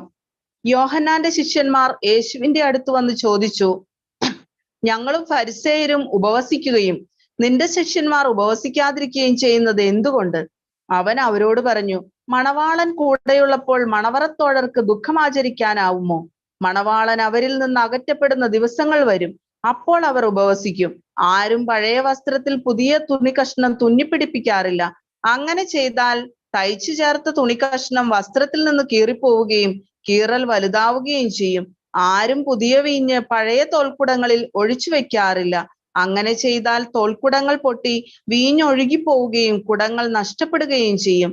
അതിനാൽ പുതിയ വീഞ്ഞ് പുതിയ തോൽക്കുടങ്ങളിലാണ് ഒഴിച്ചു വെക്കുക. അപ്പോൾ രണ്ടും ഭദ്രമായിരിക്കും. രക്തസ്രാവക്കാരി ഭരണാധിപന്റെ മകൾ. അവൻ അവരോട് സംസാരിച്ചു കൊണ്ടിരിക്കുമ്പോൾ ഒരു ഭരണാധികാരി അവനെ സമീപിച്ച് താണു വണങ്ങിക്കൊണ്ട് പറഞ്ഞു, എന്റെ മകൾ അല്പം മുമ്പ് മരിച്ചുപോയി. നീ വന്ന് അവളുടെ മേൽ കൈവയ്ക്കുമെങ്കിൽ അവൾ ജീവിക്കും. യേശുവും ശിഷ്യന്മാരും അവനോടൊപ്പം പോയി. 12 വർഷമായി രക്തസ്രാവ നിമിത്തം കഷ്ടപ്പെട്ടിരുന്ന ഒരു സ്ത്രീ പിന്നിലൂടെ വന്ന് അവന്റെ വസ്ത്രത്തിന്റെ വിളുമ്പിൽ സ്പർശിച്ചു. അവന്റെ വസ്ത്രത്തിൽ ഒന്ന് സ്പർശിച്ചാൽ മാത്രം മതി, എനിക്ക് സൗഖ്യം കിട്ടും എന്നവൾ ഉള്ളിൽ വിചാരിച്ചിരുന്നു. യേശു തിരിഞ്ഞ് അവളെ നോക്കി അരുളി ചെയ്തു, മകളെ, ധൈര്യമായിരിക്കുക, നിന്റെ വിശ്വാസം നിന്നെ രക്ഷിച്ചിരിക്കുന്നു. ആ നിമിഷം മുതൽ അവൾ സൗഖ്യമുള്ളവളായി. യേശു ഭരണാധികാരിയുടെ ഭവനത്തിലെത്തി. കുഴലൂത്തുകാരോടും ബഹളം വയ്ക്കുന്ന ജനങ്ങളെയും കണ്ടു പറഞ്ഞു, നിങ്ങൾ പുറത്തു പോവുകിൻ, ബാലിക മരിച്ചിട്ടില്ല, അവൾ ഉറങ്ങുകയാണ്. അവരാകട്ടെ അവനെ പരിഹസിച്ചു. ജനക്കൂട്ടത്തെ പുറത്താക്കിയ ശേഷം അവൻ അകത്ത് കടന്ന് അവളെ കൈക്ക് പിടിച്ച് ഉയർത്തി. അപ്പോൾ ബാലിക എഴുന്നേറ്റു. ഈ വാർത്ത ആ നാട്ടിലെങ്ങും പരന്നു. പരിശുദ്ധ പിതാവിന്റെ നിയോഗാർത്ഥം. സ്വർഗസ്ഥനായ ഞങ്ങളുടെ പിതാവേ, അങ്ങയുടെ നാമം പൂജിതമാകണമേ, അങ്ങയുടെ രാജ്യം വരണമേ, അങ്ങയുടെ തിരുമനസ് സ്വർഗത്തിലെ പോലെ ഭൂമിയിലും ആകണമേ. അന്നന്ന് വേണ്ട ആഹാരം ഞങ്ങൾക്ക് തരണമേ. ഞങ്ങളോട് തെറ്റ് ചെയ്യുന്നവരോട് ഞങ്ങൾ ക്ഷമിച്ചിരിക്കുന്നത് പോലെ ഞങ്ങളുടെ തെറ്റുകൾ ഞങ്ങളോട് ക്ഷമിക്കണമേ. ഞങ്ങളെ പ്രലോഭനത്തിൽ ഉൾപ്പെടുത്തരുതേ, തിന്മയിൽ നിന്ന് ഞങ്ങളെ രക്ഷിച്ചൊള്ളണമേ. ആമേ. നന്മ നിറഞ്ഞ മറിയമേ സ്വസ്തി, കർത്താവ് അങ്ങയോടുകൂടെ സ്ത്രീകളിൽ അങ്ങ് അനുഗ്രഹിക്കപ്പെട്ടവളാകുന്നു. അങ്ങയുടെ ഉദരത്തിൻ ഫലമായി ഈശോ അനുഗ്രഹിക്കപ്പെട്ടവനാകുന്നു. പരിശുദ്ധ മറിയമേ, തമ്പുരാന്റെ അമ്മേ, പാപികളായ ഞങ്ങൾക്ക് വേണ്ടി ഇപ്പോഴും ഞങ്ങളുടെ മരണസമയത്തും തമ്പുരാനോട് അപേക്ഷിച്ചൊള്ളണമേ. ആമേൻ. പിതാവിനും പുത്രനും പരിശുദ്ധാത്മാവിനും സ്തുതി, ആദിയിലെ പോലെ എപ്പോഴും എന്നേക്കും. ആമേൻ. വിശ്വാസ പ്രമാണം. സർവശക്തനായ പിതാവും ആകാശത്തിന്റെയും ഭൂമിയുടെയും സൃഷ്ടാവുമായ ദൈവത്തിൽ ഞാൻ വിശ്വസിക്കുന്നു. അവിടുത്തെ ഏകപുത്രനും ഞങ്ങളുടെ കർത്താവുമായ ഈശോ മിശിഹായിലും ഞാൻ വിശ്വസിക്കുന്നു. ഈ പുത്രൻ പരിശുദ്ധാത്മാവിനാൽ ഗർഭസ്ഥനായി കന്യകാമറിയത്തിൽ നിന്ന് പിറന്ന് പന്തിയോസ് പിലാത്തോസിന്റെ കാലത്ത് പീഡകൾ സഹിച്ച് കുരിശിൽ തറയ്ക്കപ്പെട്ട് മരിച്ചടക്കപ്പെട്ട് പാതാളങ്ങളിൽ ഇറങ്ങി മരിച്ചവരുടെ ഇടയിൽ നിന്ന് 3-ാം നാൾ ഉയർത്ത് സ്വർഗത്തിലേക്ക് എഴുന്നള്ളി സർവശക്തിയുള്ള പിതാവായ ദൈവത്തിന്റെ വലതുഭാഗത്തിരിക്കുന്നു. അവിടെ നിന്ന് ജീവിക്കുന്നവരെയും മരിച്ചവരെയും വിധിക്കുവാൻ വരുമെന്ന് ഞാൻ വിശ്വസിക്കുന്നു. പരിശുദ്ധാത്മാവിൽ ഞാൻ വിശ്വസിക്കുന്നു. വിശുദ്ധ കത്തോലിക്കാ സഭയിലും പുണ്യാന്മാരുടെ ഐക്യത്തിലും പാപങ്ങളുടെ മോചനത്തിലും ശരീരത്തിന്റെ ഉയർപ്പിലും നിത്യമായ ജീവിതത്തിലും ഞാൻ വിശ്വസിക്കുന്നു. ആമേൻ. 9-ാം അധ്യായം 26 വരെയുള്ള തിരുവചനങ്ങൾ വായിച്ചു കഴിഞ്ഞു. അന്ധർക്ക് കാഴ്ച നൽകുന്നു. 27 തുടങ്ങി വായിക്കുക. വിശുദ്ധമത്തായി എഴുതിയ സുവിശേഷം അധ്യായം 9, 27 മുതലുള്ള വാക്യങ്ങൾ. അന്ധർക്ക് കാഴ്ച നൽകുന്നു. യേശു അവിടെ നിന്ന് കടന്നു പോകുമ്പോൾ 2 അന്ധന്മാർ, ദാവീദിന്റെ പുത്ര, ഞങ്ങളിൽ കനിയണമേ എന്ന് കരഞ്ഞപേക്ഷിച്ചുകൊണ്ട് അവനെ അനുഗമിച്ചു.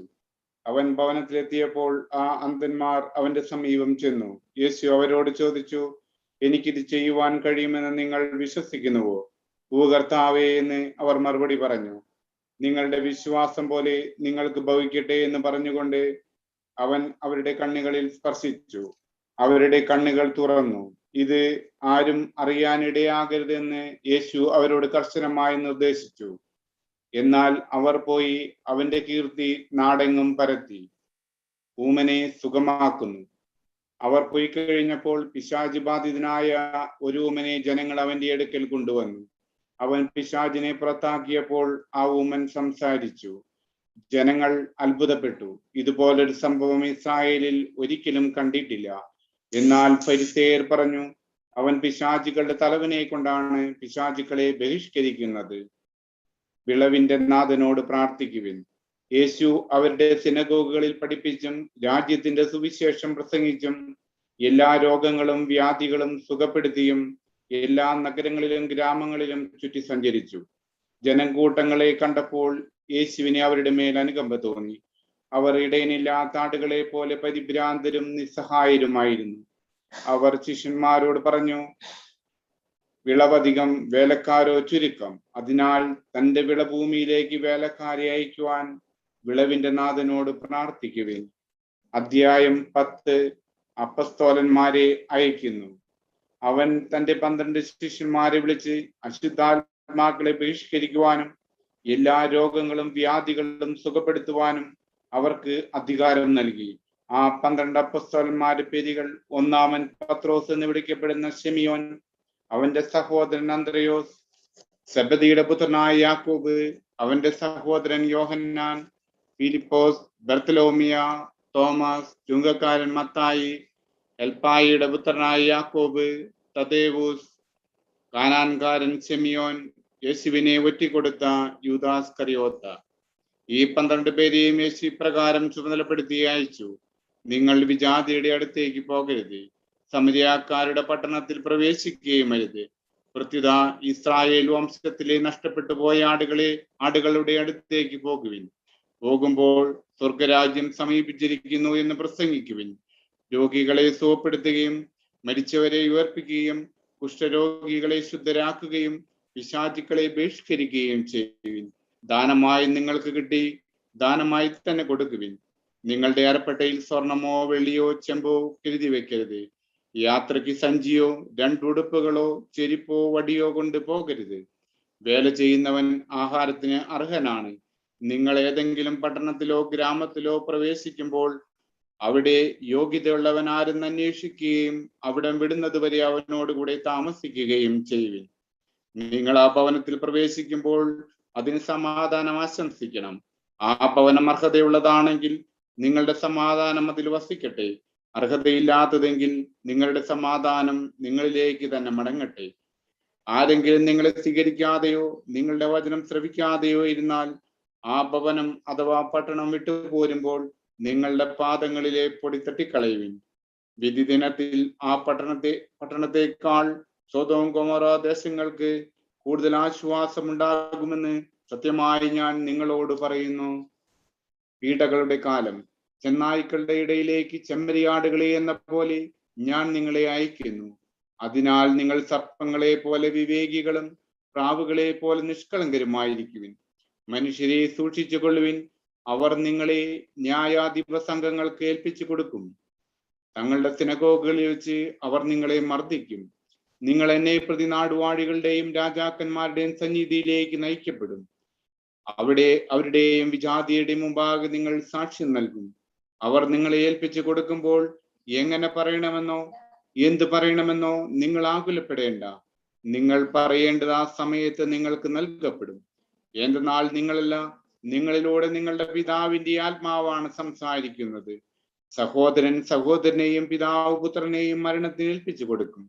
മക്കൾ മാതാപിതാക്കന്മാരെ എതിർക്കുകയും അവരെ വധിക്കുകയും ചെയ്യും.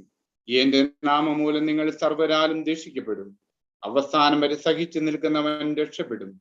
ഒരു പട്ടണത്തിൽ അവർ നിങ്ങളെ പീഡിപ്പിക്കുമ്പോൾ മറ്റൊന്നിലേക്ക് ഓടിപ്പോകുവിൻ.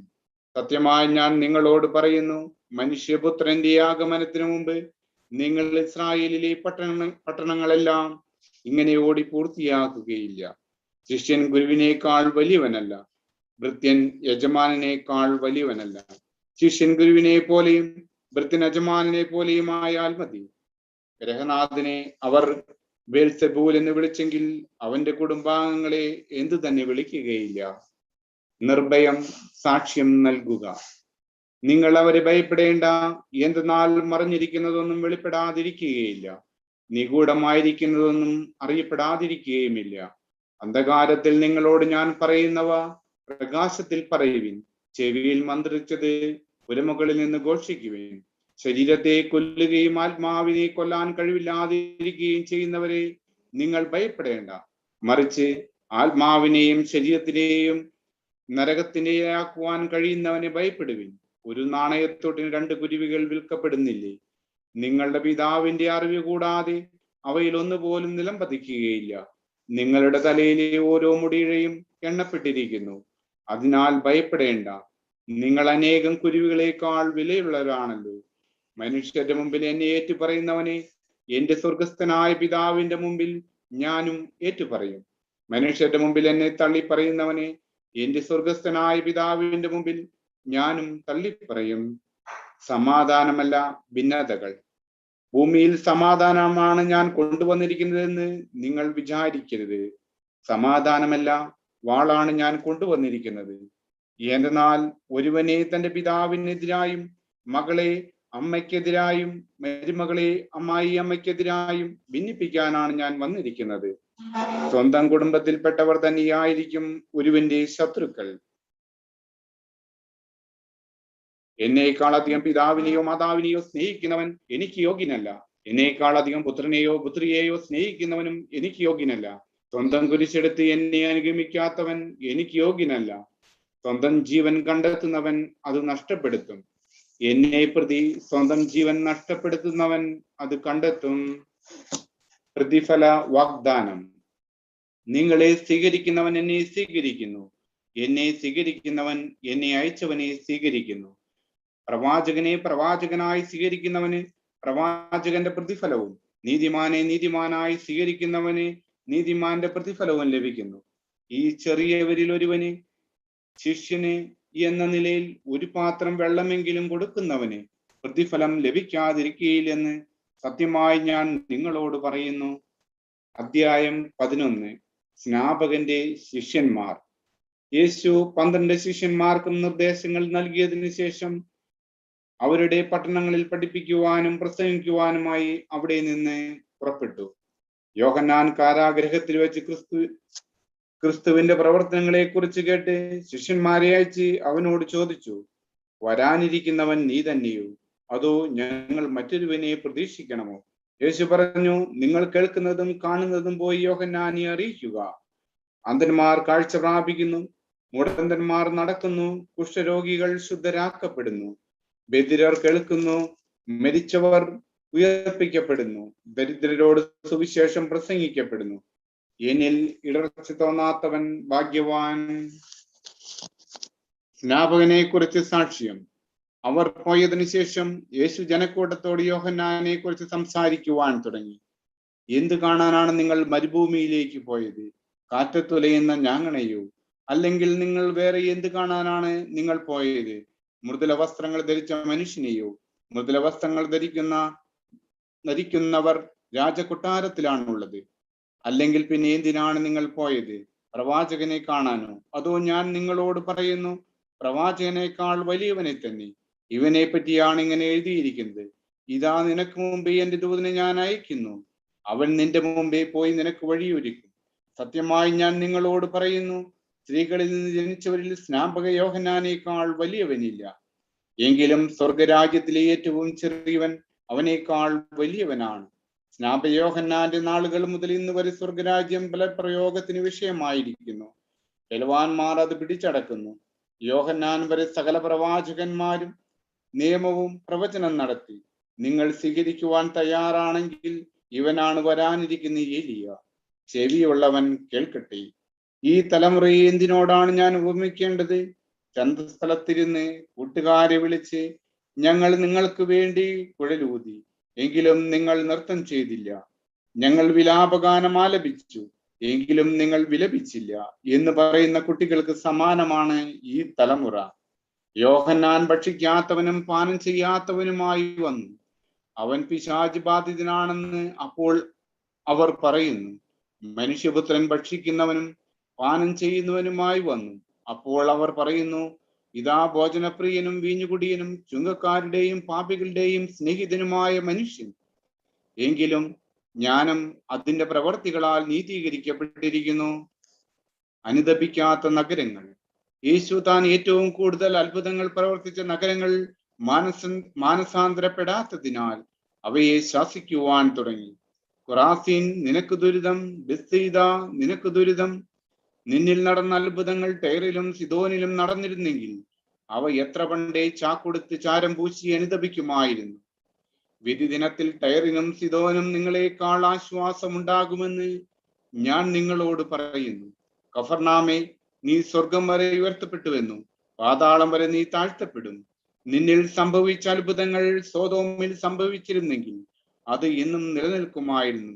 ഞാൻ നിന്നോട് പറയുന്നു, വിധി ദിനത്തിൽ സോദോമിന്റെ സ്ഥിതി നിന്റേതിനേക്കാൾ സഹനീയമായിരിക്കും. ക്ലേശിതർക്ക് ആശ്രയം. യേശു ഉദ്ഘോഷിച്ചു, സ്വർഗത്തിന്റെയും ഭൂമിയുടെയും നാഥനായ പിതാവേ, നീ കാര്യങ്ങൾ ബുദ്ധിമാന്മാരിലും വിവേകികളിൽ നിന്നും മറിച്ച് ശിശുക്കൾക്ക് വെളിപ്പെടുത്തിയതിനാൽ ഞാൻ നിന്നെ സ്തുതിക്കുന്നു. അതേ പിതാവേ, ഇപ്രകാരമായിരുന്നു നിന്റെ തിരുവുൾ. സർവവും എന്റെ പിതാവ് എന്നെ ഏൽപ്പിച്ചിരിക്കുന്നു. പിതാവല്ലാതെ മറ്റാരും പുത്രനെ അറിയുന്നില്ല. പുത്രൻ ആർക്ക് വെളിപ്പെടുത്തി കൊടുക്കുവാൻ മനസ്സാകുന്നുവോ അവനുമല്ലാതെ മറ്റാരും പിതാവിനെയും അറിയുന്നില്ല. അധ്വാനിക്കുന്നവരും ഭാരം വഹിക്കുന്നവരുമായ നിങ്ങൾ എല്ലാവരും എന്റെ അടുക്കൽ വരുവിൻ, ഞാൻ നിങ്ങളെ ആശ്വസിപ്പിക്കാം. ഞാൻ ശാന്തശീലനും വിനീത ഹൃദയനുമാകയാൽ എന്റെ നുകം വഹിക്കുകയും എന്നിൽ നിന്ന് പഠിക്കുകയും ചെയ്യുവിൻ. അപ്പോൾ നിങ്ങൾക്ക് ആശ്വാസം ലഭിക്കും. എന്തെന്നാൽ എന്റെ നുകം വഹിക്കുവാൻ എളുപ്പമുള്ളതും ചുമട് ഭാരം കുറഞ്ഞതുമാണ്. അധ്യായം 12.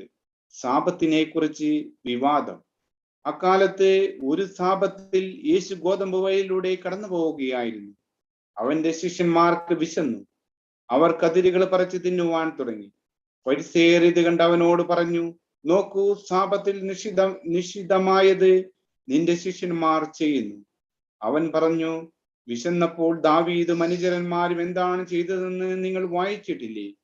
അവൻ ഭവനത്തിൽ പ്രവേശിച്ച് പുരോഹിതന്മാർക്കല്ലാതെ തനിക്കോ സഹചരന്മാർക്കോ ഭക്ഷിക്കുവാൻ അനുവാദമില്ലാത്ത കാഴ്ചയപ്പം ഭക്ഷിച്ചതെങ്ങനെ?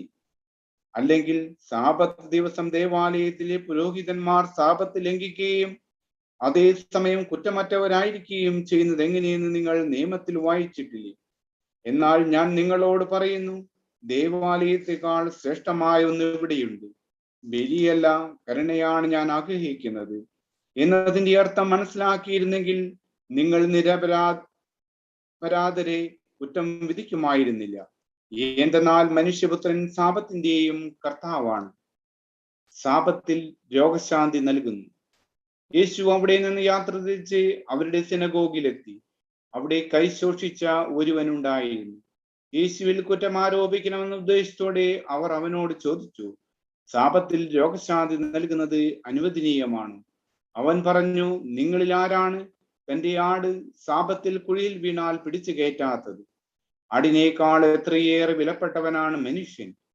അതിനാൽ സാപത്തിൽ നന്മ ചെയ്യുക അനുവദനീയമാണ്. അനന്തരം അവൻ ആ മനുഷ്യനോട് പറഞ്ഞു, കൈനീട്ടുക. അവൻ കൈനീട്ടി. ഉടനെ അത് സുഖം പ്രാപിച്ച് മറ്റേ കൈ പോലെയായി. ഫരിസേയർ അവിടെ നിന്ന് പോയി അവനെ നശിപ്പിക്കേണ്ടത് എങ്ങനെയെന്ന് ആലോചന നടത്തി. ദൈവത്തിന്റെ തിരഞ്ഞെടുക്കപ്പെട്ട ദാസൻ. ഇത് മനസ്സിലാക്കി യേശു അവിടെ നിന്ന് പിൻവാങ്ങി. അനേകം പേർ അവനെ അനുഗമിച്ചു. അവരെയെല്ലാം അവൻ സുഖപ്പെടുത്തി. തന്നെ പരസ്യപ്പെടുത്തരുതെന്ന് അവൻ അവരോട് കൽപ്പിച്ചു. ഇത് യെശയ്യാ പ്രവാചകൻ വഴി അരുളി ചെയ്യപ്പെട്ടത് പൂർത്തിയാകുന്നതിന് വേണ്ടിയാണ്. ഇതാ, ഞാൻ തിരഞ്ഞെടുത്ത് എന്റെ ദാസൻ, എന്റെ ആത്മാവ് പ്രസാദിച്ച് എന്റെ പ്രിയപ്പെട്ടവൻ. ഞാൻ അവന്റെ മേൽ എന്റെ ആത്മാവിനെ അയക്കും. അവൻ വിജാതിയരെ ന്യായവിധി അറിയിക്കും. അവൻ തർക്കിക്കുകയോ ബഹളം കൂട്ടുകയോ ഇല്ല. തെരുവീതികളിൽ അവന്റെ ശബ്ദം ആരും കേൾക്കുകയില്ല. നീതിയെ വിജയത്തിലെത്തിക്കുന്നത് വരെ അവൻ ചതഞ്ഞ ഞാങ്ങണ ഒടിക്കുകയില്ല. പുകഞ്ഞ തിരി കെടുത്തുകയില്ല. അവന്റെ നാമത്തിൽ വിജാതിയർ പ്രത്യാശ വയ്ക്കും. യേശുവും ബെൽസെബൂലും. അനന്തരം അന്ധനും ഊമനുമായ ഒരു പിശാച് ബാധിതനെ അവർ യേശുവിന്റെ അടുത്ത് കൊണ്ടുവന്നു. യേശു അവനെ സുഖപ്പെടുത്തി. അവൻ സംസാരിക്കുകയും കാണുകയും ചെയ്തു. ജനക്കൂട്ടം മുഴുവൻ അത്ഭുതപ്പെട്ട് പറഞ്ഞു, ഇവനായിരിക്കുമോ ദാവീദിന്റെ പുത്രൻ? എന്നാൽ ഇത് കേട്ടപ്പോൾ ഫരിസേയർ പറഞ്ഞു, ഇവൻ പിശാചുക്കളുടെ തലവനായ ബെൽസെബൂലിനെ കൊണ്ട് തന്നെയാണ് പിശാചുക്കളെ ബഹിഷ്കരിക്കുന്നത്. അവരുടെ വിചാരങ്ങൾ മനസ്സിലാക്കി യേശു അവരോട് പറഞ്ഞു, അന്തഃഛിദ്രമുള്ള ഏത് രാജ്യവും നശിച്ചു പോകും. അന്തഃഛിദ്രമുള്ള നഗരമോ ഭവനമോ നിലനിൽക്കുകയില്ല. സാത്താനെ ബഹിഷ്കരിക്കുന്നെങ്കിൽ അവൻ തനിക്കെതിരായി തന്നെ ഭിന്നിക്കുകയാണ്. ആ സ്ഥിതിക്ക് അവന്റെ രാജ്യം എങ്ങനെ നിലനിൽക്കും? ബെൽസബൂലിനെ കൊണ്ടാണ് ഞാൻ പിശാചുക്കളെ ബഹിഷ്കരിക്കുന്നതെങ്കിൽ നിങ്ങളുടെ പുത്രന്മാർ ആരെ കൊണ്ടാണ് അവയെ ബഹിഷ്കരിക്കുന്നത്? അതുകൊണ്ട് അവർ നിങ്ങളുടെ വിധികർത്താക്കളായിരിക്കും. എന്നാൽ ദൈവാത്മാവിനെ കൊണ്ടാണ് ഞാൻ പിശാചുക്കളെ ബഹിഷ്കരിക്കുന്നതെങ്കിൽ ദൈവരാജ്യം നിങ്ങളിൽ വന്നു കഴിഞ്ഞിരിക്കുന്നു. അഥവാ ശക്തനായ ഒരു മനുഷ്യന്റെ ഭവനത്തിൽ പ്രവേശിച്ച് വസ്തുക്കൾ കവർച്ച ചെയ്യുവാൻ ആദ്യം തന്നെ അവന് ബന്ധിക്കാതെ സാധിക്കുമോ? ബന്ധിച്ചാൽ കവർച്ച ചെയ്യുവാൻ കഴിയും. എന്നോട് കൂടെയല്ലാത്തവൻ എന്റെ എതിരാളിയാണ്. എന്നോട് കൂടെ ശേഖരിക്കാത്തവൻ ചിതറിക്കളയുന്നു. അതുകൊണ്ട് ഞാൻ നിങ്ങളോട് പറയുന്നു, മനുഷ്യന്റെ എല്ലാ പാപവും ദൈവദൂഷണവും ക്ഷമിക്കപ്പെടും, എന്നാൽ ആത്മാവിനെതിരായ ദൂഷണം ക്ഷമിക്കപ്പെടുകയില്ല. മനുഷ്യപുത്രനെതിരായ ആരെങ്കിലും ഒരു വാക്ക് പറഞ്ഞാൽ അത് ക്ഷമിക്കപ്പെടും, എന്നാൽ പരിശുദ്ധാത്മാവിനെതിരായ ആരെങ്കിലും സംസാരിച്ചാൽ ഈ യുഗത്തിലോ വരാനിരിക്കുന്ന യുഗത്തിലോ ക്ഷമിക്കപ്പെടുകയില്ല. ഒന്നുകിൽ വൃക്ഷം നല്ലത്, ഫലവും നല്ലത്, അല്ലെങ്കിൽ വൃക്ഷം ചീത്ത, ഫലവും ചീത്ത. എന്നാൽ ഫലത്തിൽ നിന്നാണല്ലോ വൃക്ഷത്തെ മനസ്സിലാക്കുന്നത്. അണലി സന്തതികളെ, ദുഷ്ടരായിരിക്കെ നല്ല കാര്യങ്ങൾ പറയുവാൻ നിങ്ങൾക്ക് എങ്ങനെ കഴിയും? ഹൃദയത്തിന്റെ നിറവിൽ നിന്നാണല്ലോ അത്തരം സംസാരിക്കുന്നത്.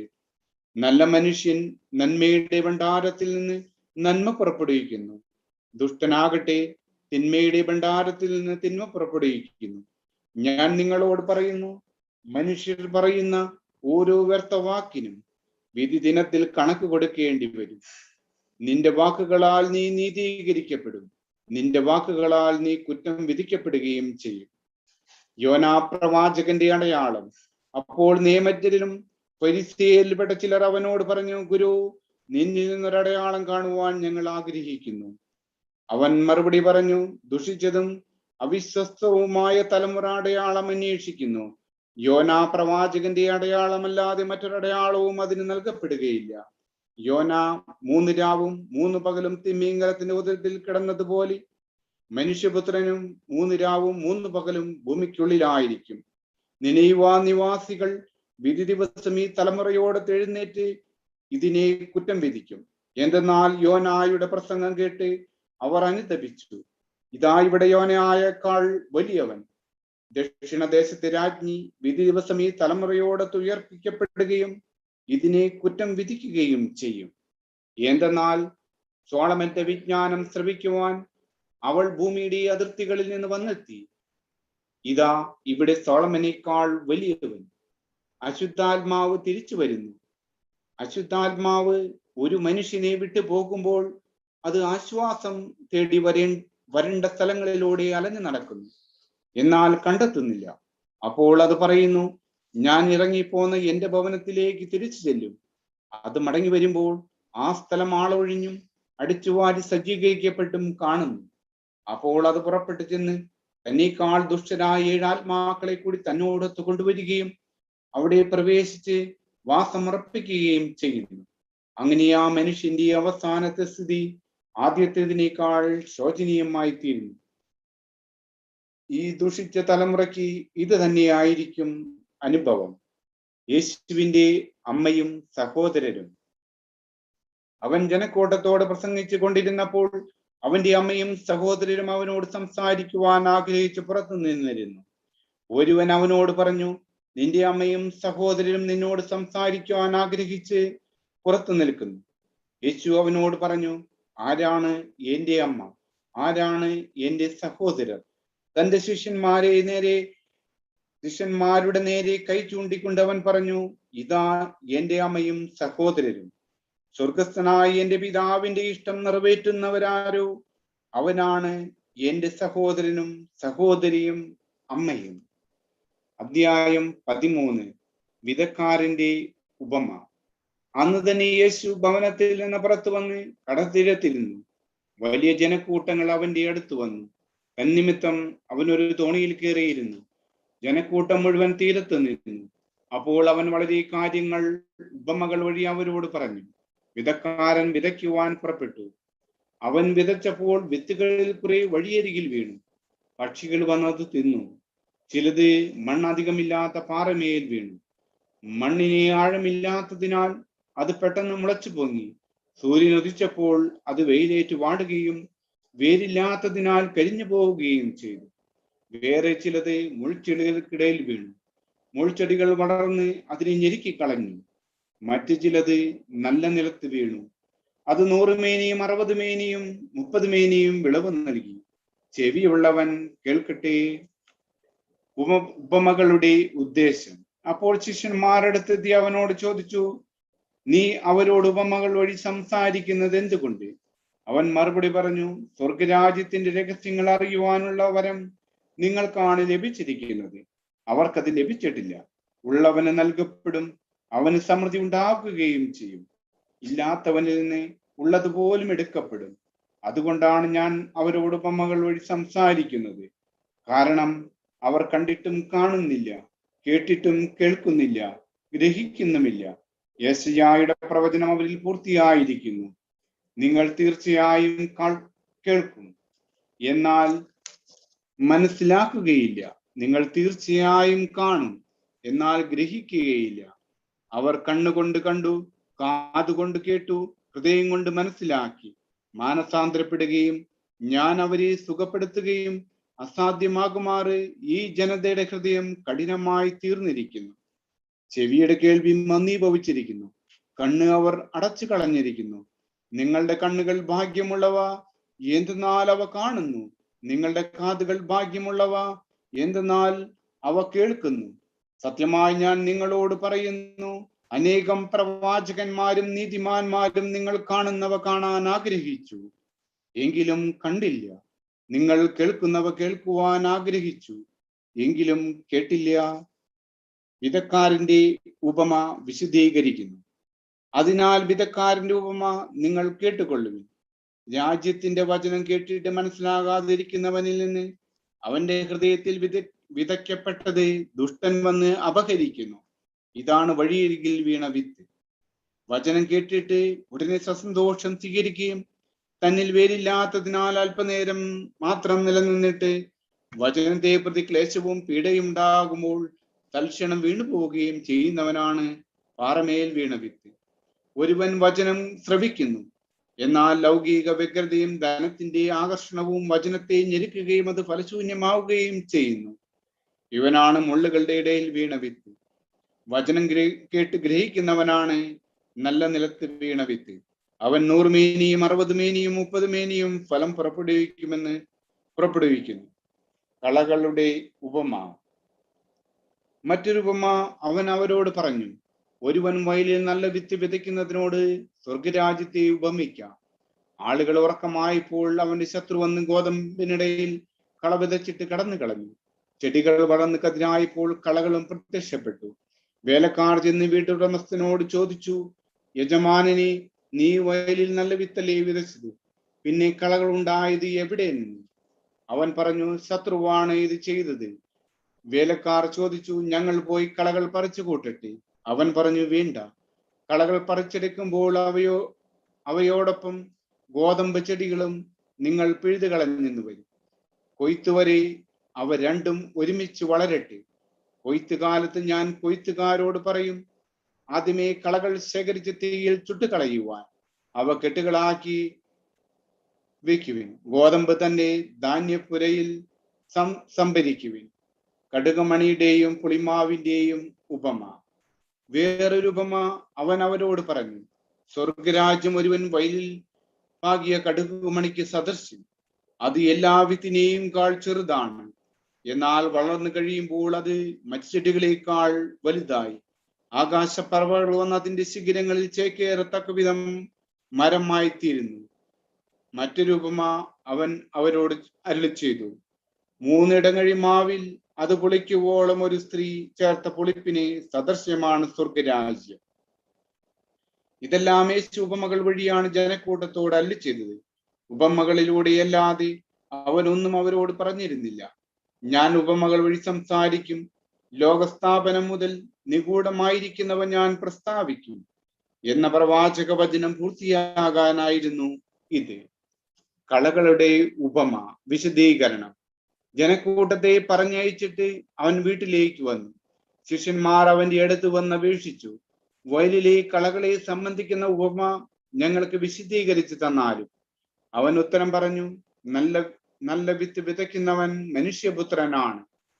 വയൽ ലോകവും നല്ല വിത്ത് രാജ്യത്തിന്റെ പുത്രന്മാരും കളകൾ ദുഷ്ടന്റെ പുത്രന്മാരുമാണ്. അവ വിതച്ച ശത്രു പിശാചാണ്. കൊയ്ത്ത് യുഗാന്തമാണ്. കൊയ്ത്തുകാർ ദൈവദൂതന്മാരും. കളകൾ ശേഖരിച്ച് അഗ്നിക്ക് ഇരയാക്കുന്നത് എങ്ങനെയോ അങ്ങനെ തന്നെ യുഗാന്തത്തിലും സംഭവിക്കും. മനുഷ്യപുത്രൻ തന്റെ ദൂതന്മാരെ അയക്കുകയും അവർ അവന്റെ രാജ്യത്ത് നിന്ന് എല്ലാ പാപഹേതുക്കളെയും തിന്മ പ്രവർത്തിക്കുന്നവരെയും ഒരുമിച്ച് കൂട്ടി അഗ്നികുണ്ഡത്തിലേക്ക് എറിയുകയും ചെയ്യും. അവിടെ വിലാപവും പല്ലുകടിയുമായിരിക്കും. അപ്പോൾ നീതിമാന്മാർ തങ്ങളുടെ പിതാവിന്റെ രാജ്യത്തിൽ സൂര്യനെ പോലെ പ്രശോഭിക്കും. ചെവിയുള്ളവൻ കേൾക്കട്ടെ. നിധിയുടെയും രത്നത്തിന്റെയും വലയുടെയും ഉപമകൾ. സ്വർഗരാജ്യം വയലിൽ ഒളിച്ചു വെച്ചിരിക്കുന്ന നിധിക്ക് തുല്യം. അത് കണ്ടെത്തുന്നവൻ അത് മറച്ചു വെക്കുകയും സന്തോഷത്തോടെ പോയി തനിക്കുള്ളതെല്ലാം വിറ്റ് ആ വയൽ വാങ്ങുകയും ചെയ്യുന്നു. വീണ്ടും സ്വർഗരാജ്യം നല്ല രത്നങ്ങൾ തേടുന്ന വ്യാപാരിക്ക് തുല്യം. അവൻ വിലയേറിയ രത്നം കണ്ടെത്തുമ്പോൾ പോയി തനിക്കുള്ളതെല്ലാം വിറ്റ് അത് വാങ്ങുന്നു. സ്വർഗരാജ്യം എല്ലാത്തരം മത്സ്യങ്ങളുടെയും ശേഖരിക്കുവാൻ കടലിൽ എറിയപ്പെട്ട വലയ്ക്ക് തുല്യം. വല നിറഞ്ഞു കഴിഞ്ഞപ്പോൾ അവർ അത് കരയ്ക്ക് വലിച്ചു കയറ്റി. അവർ അവിടെ ഇരുന്ന് നല്ല മത്സ്യങ്ങൾ പാത്രത്തിൽ ശേഖരിക്കുകയും ചീത്ത മത്സ്യങ്ങൾ പുറത്തേക്ക് എറിയുകയും ചെയ്തു. യുഗാന്തത്തിലും ഇതുപോലെ സംഭവിക്കും. ദൈവദൂതന്മാർ ദുഷ്ടന്മാരെ നീതിമാന്മാരിൽ നിന്ന് വേർതിരിക്കുകയും അഗ്നികുണ്ഡത്തിലേക്ക് എറിയുകയും ചെയ്യും. അവിടെ വിലാപവും പല്ലുകടിയുമായിരിക്കും. നിങ്ങൾ ഇതെല്ലാം ഗ്രഹിച്ചുവോ? അവൻ ചോദിച്ചു. ഊവ്, അവർ ഉത്തരം പറഞ്ഞു. അവൻ തുടർന്നു, സ്വർഗരാജ്യത്തിന്റെ ശിഷ്യന്മാരായിത്തീർന്ന ഓരോ നിയമജ്ഞനും തന്റെ നിക്ഷേപത്തിൽ നിന്ന് പുതിയതും പഴയതും പുറത്തെടുക്കുന്ന വീട്ടുടമസ്ഥന് തുല്യം. സ്വന്തം നാട്ടിൽ അവഗണിക്കപ്പെടുന്നു.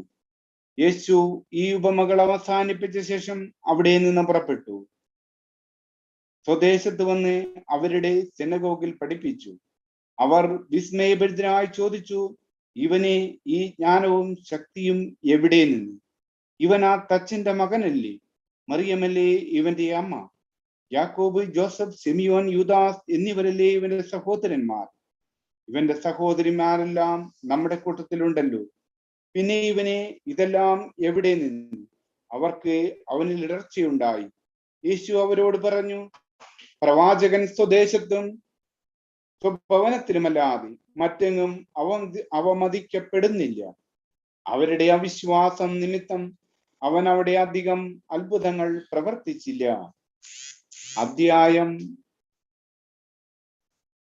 14. സ്നാപകന്റെ ശിരച്ഛേദം. അക്കാലത്ത് സാമന്തരാജാവായ ഹെറോദേസ് യേശുവിന്റെ കീർത്തിയെ പറ്റി കേട്ടിട്ട് തന്റെ സേവകന്മാരോട് പറഞ്ഞു, ഇവൻ സ്നാപയോഹന്നാനാണ്. മരിച്ചവരിൽ നിന്ന് അവൻ ഉയർപ്പിക്കപ്പെട്ടിരിക്കുന്നു. അതുകൊണ്ടാണ് ഈ ശക്തി ഇവനിൽ പ്രവർത്തിക്കുന്നത്. ഹെറോദേസ് യോഹന്നാനെ ബന്ധിച്ചു കാരാഗ്രഹത്തിൽ അടച്ചിരുന്നു. സ്വന്തം സഹോദരനായ ഫിലിപ്പോസിന്റെ ഭാര്യ ഹെറോദിയ നിമിത്തമാണ് അവൻ ഇത് ചെയ്തത്. എന്തെന്നാൽ യോഹന്നാൻ അവനോട് പറഞ്ഞിരുന്നു, അവളെ നീ സ്വന്തമാക്കുന്നത് നിയമാനുസൃതമല്ല. ഹെറോദേസിന് അവനെ വധിക്കണമെന്നുണ്ടായിരുന്നു. എങ്കിലും അവൻ ജനങ്ങളെ ഭയപ്പെട്ടു. എന്തെന്നാൽ അവർ യോഹന്നാനെ പ്രവാചകനായി പരിഗണിച്ചിരുന്നു. ഹെറോദേസിന്റെ ജന്മദിനത്തിൽ ഹെറോദിയായുടെ പുത്രി രാജസദസ്സിൽ നൃത്തം ചെയ്ത് അവനെ സന്തോഷിപ്പിച്ചു. തന്മൂലം അവൾ ചോദിക്കുന്നത് എന്തും നൽകാമെന്ന് രാജാവ് അവളോട് ആണയിട്ട് വാഗ്ദാനം ചെയ്തു. അവൾ അമ്മയുടെ നിർദ്ദേശം അനുസരിച്ച് പറഞ്ഞു, സ്നാപയോഹന്നാന്റെ ശിരസ് ഒരു തളികയിൽ വെച്ച് എനിക്ക് തരിക. രാജാവ് ദുഃഖിതനായി. എങ്കിലും തന്റെ ശബ്ദത്തെയും അതിഥികളെയും പരിഗണിച്ച് അത് അവൾക്ക് നൽകുവാൻ അവൻ ആജ്ഞാപിച്ചു. അവൻ കാരാഗ്രഹത്തിൽ ആളെ അയച്ച് യോഹന്നാന്റെ തല വെട്ടിയെടുത്തു. അത് ഒരു തളികയിൽ വെച്ച് പെൺകുട്ടിക്ക് നൽകി. അവൾ അത് അമ്മയുടെ അടുത്ത് കൊണ്ടുപോയി. അവന്റെ ശിഷ്യർ ചെന്ന് മൃതശരീരമെടുത്ത് സംസ്കരിച്ചു. അനന്തരം അവർ യേശുവിനെ വിവരം അറിയിച്ചു. പരിശുദ്ധ പിതാവിന്റെ നിയോഗാർത്ഥം. സ്വർഗസ്ഥനായ ഞങ്ങളുടെ പിതാവേ, അങ്ങയുടെ നാമം പൂജിതമാകണമേ. അങ്ങയുടെ രാജ്യം വരണമേ. അങ്ങയുടെ തിരുമനസ് സ്വർഗത്തിലെ പോലെ ഭൂമിയിലുമാകണമേ. അന്നു വേണ്ട ആഹാരം ഇന്ന് ഞങ്ങൾക്ക് തരണമേ. ഞങ്ങളോട് തെറ്റ് ചെയ്യുന്നവരോട് ഞങ്ങൾ ക്ഷമിച്ചിരിക്കുന്ന പോലെ ഞങ്ങളുടെ തെറ്റുകൾ ഞങ്ങളോട് ക്ഷമിക്കണമേ. ഞങ്ങളെ പ്രലോഭനത്തിൽ ഉൾപ്പെടുത്തരുതേ, തിന്മയിൽ നിന്ന് ഞങ്ങളെ രക്ഷിക്കണമേ. ആമേ. നന്മ നിറഞ്ഞ മറിയമേ സ്വസ്തി, കർത്താവ് അങ്ങയോടുകൂടെ സ്ത്രീകളിൽ അങ്ങ് അനുഗ്രഹിക്കപ്പെട്ടവളാകുന്നു. അങ്ങയുടെ ഉദരത്തിന് ഫലമായി ഈശോ അനുഗ്രഹിക്കപ്പെട്ടവനാകുന്നു.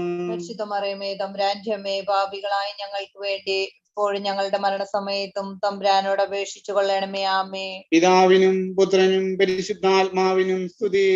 ആദിയിലെ പോലെ ഇപ്പോഴെപ്പോഴും എന്നേക്കും. ആമേ. വിശ്വാസ പ്രമാണം.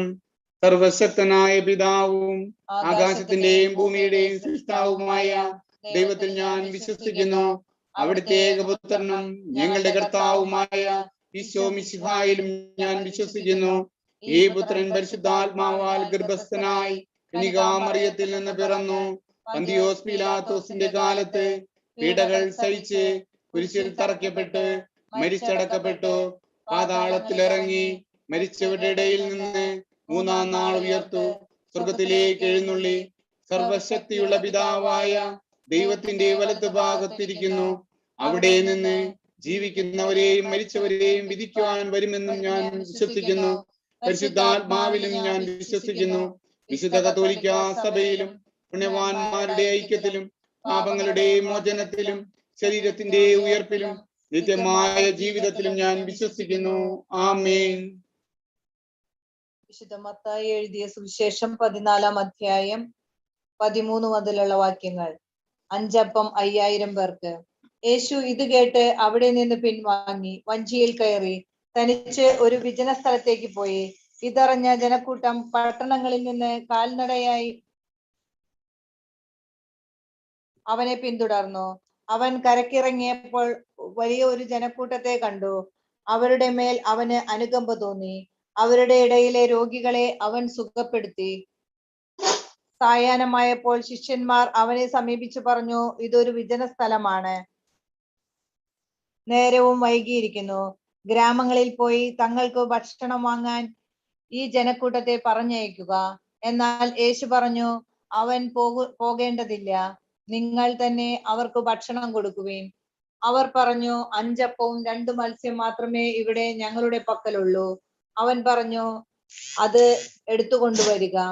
അവൻ ജനക്കൂട്ടത്തെ പുൽത്തകിടിയിൽ ഇരിക്കാൻ കൽപ്പിച്ചതിനു ശേഷം ആ 5 അപ്പവും 2 മത്സ്യവും എടുത്ത് സ്വർഗത്തിലേക്ക് നോക്കി ആശീർവദിച്ച് അപ്പം മുറിച്ച് ശിഷ്യന്മാരെ ഏൽപ്പിച്ചു. അവർ അത് ജനങ്ങൾക്ക് വിളമ്പി. അവരെല്ലാവരും ഭക്ഷിച്ച് തൃപ്തരായി. ബാക്കി വന്ന കഷ്ണങ്ങൾ 12 കുട്ട നിറയെ അവർ ശേഖരിച്ചു. ഭക്ഷിച്ചവർ സ്ത്രീകളും കുട്ടികളും ഒഴികെ 5000-ഓളം പുരുഷന്മാരായിരുന്നു. വെള്ളത്തിനു മീതെ നടക്കുന്നു. ജനസഞ്ചയത്തെ പിരിച്ചുവിടുമ്പോഴേക്കും തനിക്ക് മുമ്പേ വഞ്ചിയിൽ കയറി മറുകരയ്ക്ക് പോകാൻ യേശു ശിഷ്യന്മാരെ നിർബന്ധിച്ചു. അവൻ ജനക്കൂട്ടത്തെ പിരിച്ചുവിട്ടതിനു ശേഷം ഏകാന്തതയിൽ പ്രാർത്ഥിക്കാൻ മലയിലേക്ക് കയറി. രാത്രിയായപ്പോഴും അവൻ അവിടെ തനിച്ചായിരുന്നു. ഇതിനിടെ വഞ്ചി കരയിൽ നിന്ന് ഏറെ ദൂരം അകന്നു കഴിഞ്ഞിരുന്നു. കാറ്റ് പ്രതികൂലമായിരുന്നതിനാൽ തിരമാലകളിൽപ്പെട്ട് അത് വല്ലാതെ ഉലഞ്ഞു. രാത്രിയുടെ 4-ാം യാമത്തിൽ അവൻ കടൽ മീതെ നടന്ന് അവരുടെ അടുത്തേക്ക് ചെന്നു. അവൻ കടലിനു മീതെ നടക്കുന്നത് കണ്ട് ശിഷ്യന്മാർ പരിഭ്രാന്തരായി. ഇതാ ഭൂതം എന്ന് പറഞ്ഞ് ഭയം നിമിത്തം നിലവിളിച്ചു.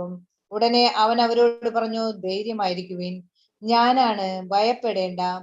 പത്രോസ് അവനോട് പറഞ്ഞു, കർത്താവേ, അങ്ങാണെങ്കിൽ ഞാൻ ജലത്തിനു മീതെ കൂടെ അങ്ങയുടെ അടുത്തേക്ക് വരാൻ കൽപ്പിക്കുക. വരൂ, അവൻ പറഞ്ഞു. പത്രോസ് വഞ്ചിയിൽ നിന്നിറങ്ങി വെള്ളത്തിന് മുകളിലൂടെ യേശുവിന്റെ അടുത്തേക്ക് നടന്നു ചെന്നു. എന്നാൽ കാറ്റ് ആഞ്ഞടിക്കുന്നത് കണ്ട് അവൻ ഭയന്നു. ജലത്തിൽ മുങ്ങിത്താഴാൻ തുടങ്ങിയപ്പോൾ അവൻ നിലവിളിച്ചു പറഞ്ഞു, കർത്താവെ, രക്ഷിക്കണമേ. ഉടനെ യേശു കൈനീട്ടി അവനെ പിടിച്ചുകൊണ്ട് പറഞ്ഞു, അല്പവിശ്വാസി, നീ സംശയിച്ചതെന്ത്? അവർ വഞ്ചിയിൽ കയറിയപ്പോൾ കാറ്റ് ശമിച്ചു. വഞ്ചിയിൽ ഉണ്ടായിരുന്നവർ അവനെ ആരാധിച്ചുകൊണ്ട് സത്യമായും നീ ദൈവപുത്രനാണ് എന്ന് പറഞ്ഞു. ഗനേസറത്തിലെ അത്ഭുതങ്ങൾ. അവർ കടൽ കടന്ന് ഗനേസറത്തിലെത്തി. അവിടുത്തെ ജനങ്ങൾ അവനെ തിരിച്ചറിഞ്ഞ് ചുറ്റുമുള്ള നാട്ടിലെല്ലാം ആളയച്ച് സകല രോഗികളെയും അവന്റെ അടുത്തേക്ക് കൊണ്ടുവന്നു. അവന്റെ വസ്ത്രത്തിന്റെ വിളുമ്പിൽ ഒന്ന് തൊടാനെങ്കിലും അനുവദിക്കണമെന്ന് അവർ അവനോട് അപേക്ഷിച്ചു. സ്പർശിച്ചവരെല്ലാം സുഖം പ്രാപിക്കുകയും ചെയ്തു. പാരമ്പര്യത്തെ കുറിച്ച് തർക്കം. അധ്യായം 15. അനന്തരം ജെറുസലേമിൽ നിന്ന് ഫരിസേയരും നിയമജ്ഞരും യേശുവിന്റെ അടുത്ത് വന്നു പറഞ്ഞു, നിന്റെ ശിഷ്യന്മാർ പൂർവികരുടെ പാരമ്പര്യം ലംഘിക്കുന്നത് എന്തുകൊണ്ട്? ഭക്ഷണം കഴിക്കുന്നതിന് മുമ്പ് അവർ കൈ കഴുകുന്നില്ലല്ലോ. അവൻ മറുപടി പറഞ്ഞു, നിങ്ങളുടെ പാരമ്പര്യത്തിന്റെ പേരിൽ നിങ്ങൾ ദൈവത്തിന്റെ പ്രമാണം ലംഘിക്കുന്നത് എന്തുകൊണ്ട്? പിതാവിനെയും മാതാവിനെയും ബഹുമാനിക്കുക. പിതാവിനെയോ മാതാവിനെയോ അധിക്ഷേപിക്കുന്നവൻ മരിക്കണം എന്നും ദൈവം കൽപ്പിച്ചിരിക്കുന്നു. എന്നാൽ നിങ്ങൾ പറയുന്നു, ആരെങ്കിലും തന്റെ പിതാവിനോടോ മാതാവിനോടോ എന്നിൽ നിന്ന് നിങ്ങൾക്ക് ലഭിക്കേണ്ടത് വഴിപാടായി നൽകിക്കഴിഞ്ഞു എന്ന് പറഞ്ഞാൽ പിന്നെ അവൻ അവരെ സംരക്ഷിക്കേണ്ടതില്ല എന്ന്. ഇങ്ങനെ നിങ്ങളുടെ പാരമ്പര്യത്തിനു വേണ്ടി ദൈവവചനത്തെ നിങ്ങൾ വ്യർത്ഥമാക്കിയിരിക്കുന്നു. കപടനാട്യക്കാരെ, ഏശയ്യാ നിങ്ങളെ പറ്റി ശരിയായി തന്നെ പ്രവചിച്ചു. ഈ ജനം അധരം കൊണ്ട് എന്നെ ബഹുമാനിക്കുന്നു, എന്നാൽ അവരുടെ ഹൃദയം എന്നിൽ നിന്ന് വളരെ അകലെയാണ്. അവർ മാനുഷിക നിയമങ്ങൾ പ്രമാണങ്ങളായി പഠിപ്പിച്ചുകൊണ്ട് വ്യർത്ഥമായി എന്നെ ആരാധിക്കുന്നു. ആന്തരികവും ബാഹ്യവുമായ ശുദ്ധി. അവൻ ജനങ്ങളെ തന്റെ അടുത്ത് വിളിച്ചു പറഞ്ഞു, നിങ്ങൾ കേട്ടു മനസ്സിലാക്കുവിൻ. വായിലേക്ക് പ്രവേശിക്കുന്നതല്ല, വായിൽ നിന്ന് വരുന്നതാണ് ഒരുവനെ അശുദ്ധനാക്കുന്നത്. അപ്പോൾ ശിഷ്യന്മാർ അടുത്തു വന്നു പറഞ്ഞു, ഈ വചനം ഫരിസേയർക്ക് ഇടർച്ചയുണ്ടാക്കിയെന്ന് നീ അറിയുന്നുവോ? അവൻ മറുപടി പറഞ്ഞു, എന്റെ സ്വർഗീയ പിതാവ് നട്ടതല്ലാത്ത ചെടികളൊക്കെയും പിഴുതു മാറ്റപ്പെടും. അവരെ വിട്ടേക്കൂ, അവർ അന്ധരെ നയിക്കുന്ന അന്ധരാണ്. അന്ധനെ നയിച്ചാൽ ഇരുവരും കുഴിയിൽ വീഴും. ഈ ഉപമ ഞങ്ങൾക്ക് വിശദീകരിച്ചു തരണമേ എന്ന് പത്രോസ് അപേക്ഷിച്ചു. അവൻ ചോദിച്ചു, നിങ്ങൾ ഇപ്പോഴും ഗ്രഹണശക്തി ഇല്ലാത്തവരാണോ? വായിൽ പ്രവേശിക്കുന്നവ ഉദരത്തിലേക്ക് പോകുന്നെന്നും അവിടെ നിന്ന് അത് വിസർജിക്കപ്പെടുന്നെന്നും നിങ്ങൾ ഗ്രഹിക്കുന്നില്ലേ? എന്നാൽ വായിൽ നിന്ന് വരുന്നത് ഹൃദയത്തിൽ നിന്നാണ് പുറപ്പെടുന്നത്, അത് മനുഷ്യനെ അശുദ്ധനാക്കുന്നു. ദുശ്ചിന്തകൾ, കൊലപാതകം, പരസംഗം, വ്യഭിചാരം, മോഷണം, കള്ളസാക്ഷ്യം, പരദൂഷണം എന്നിവയെല്ലാം ഹൃദയത്തിൽ നിന്നാണ് പുറപ്പെടുന്നത്. ഇവയാണ്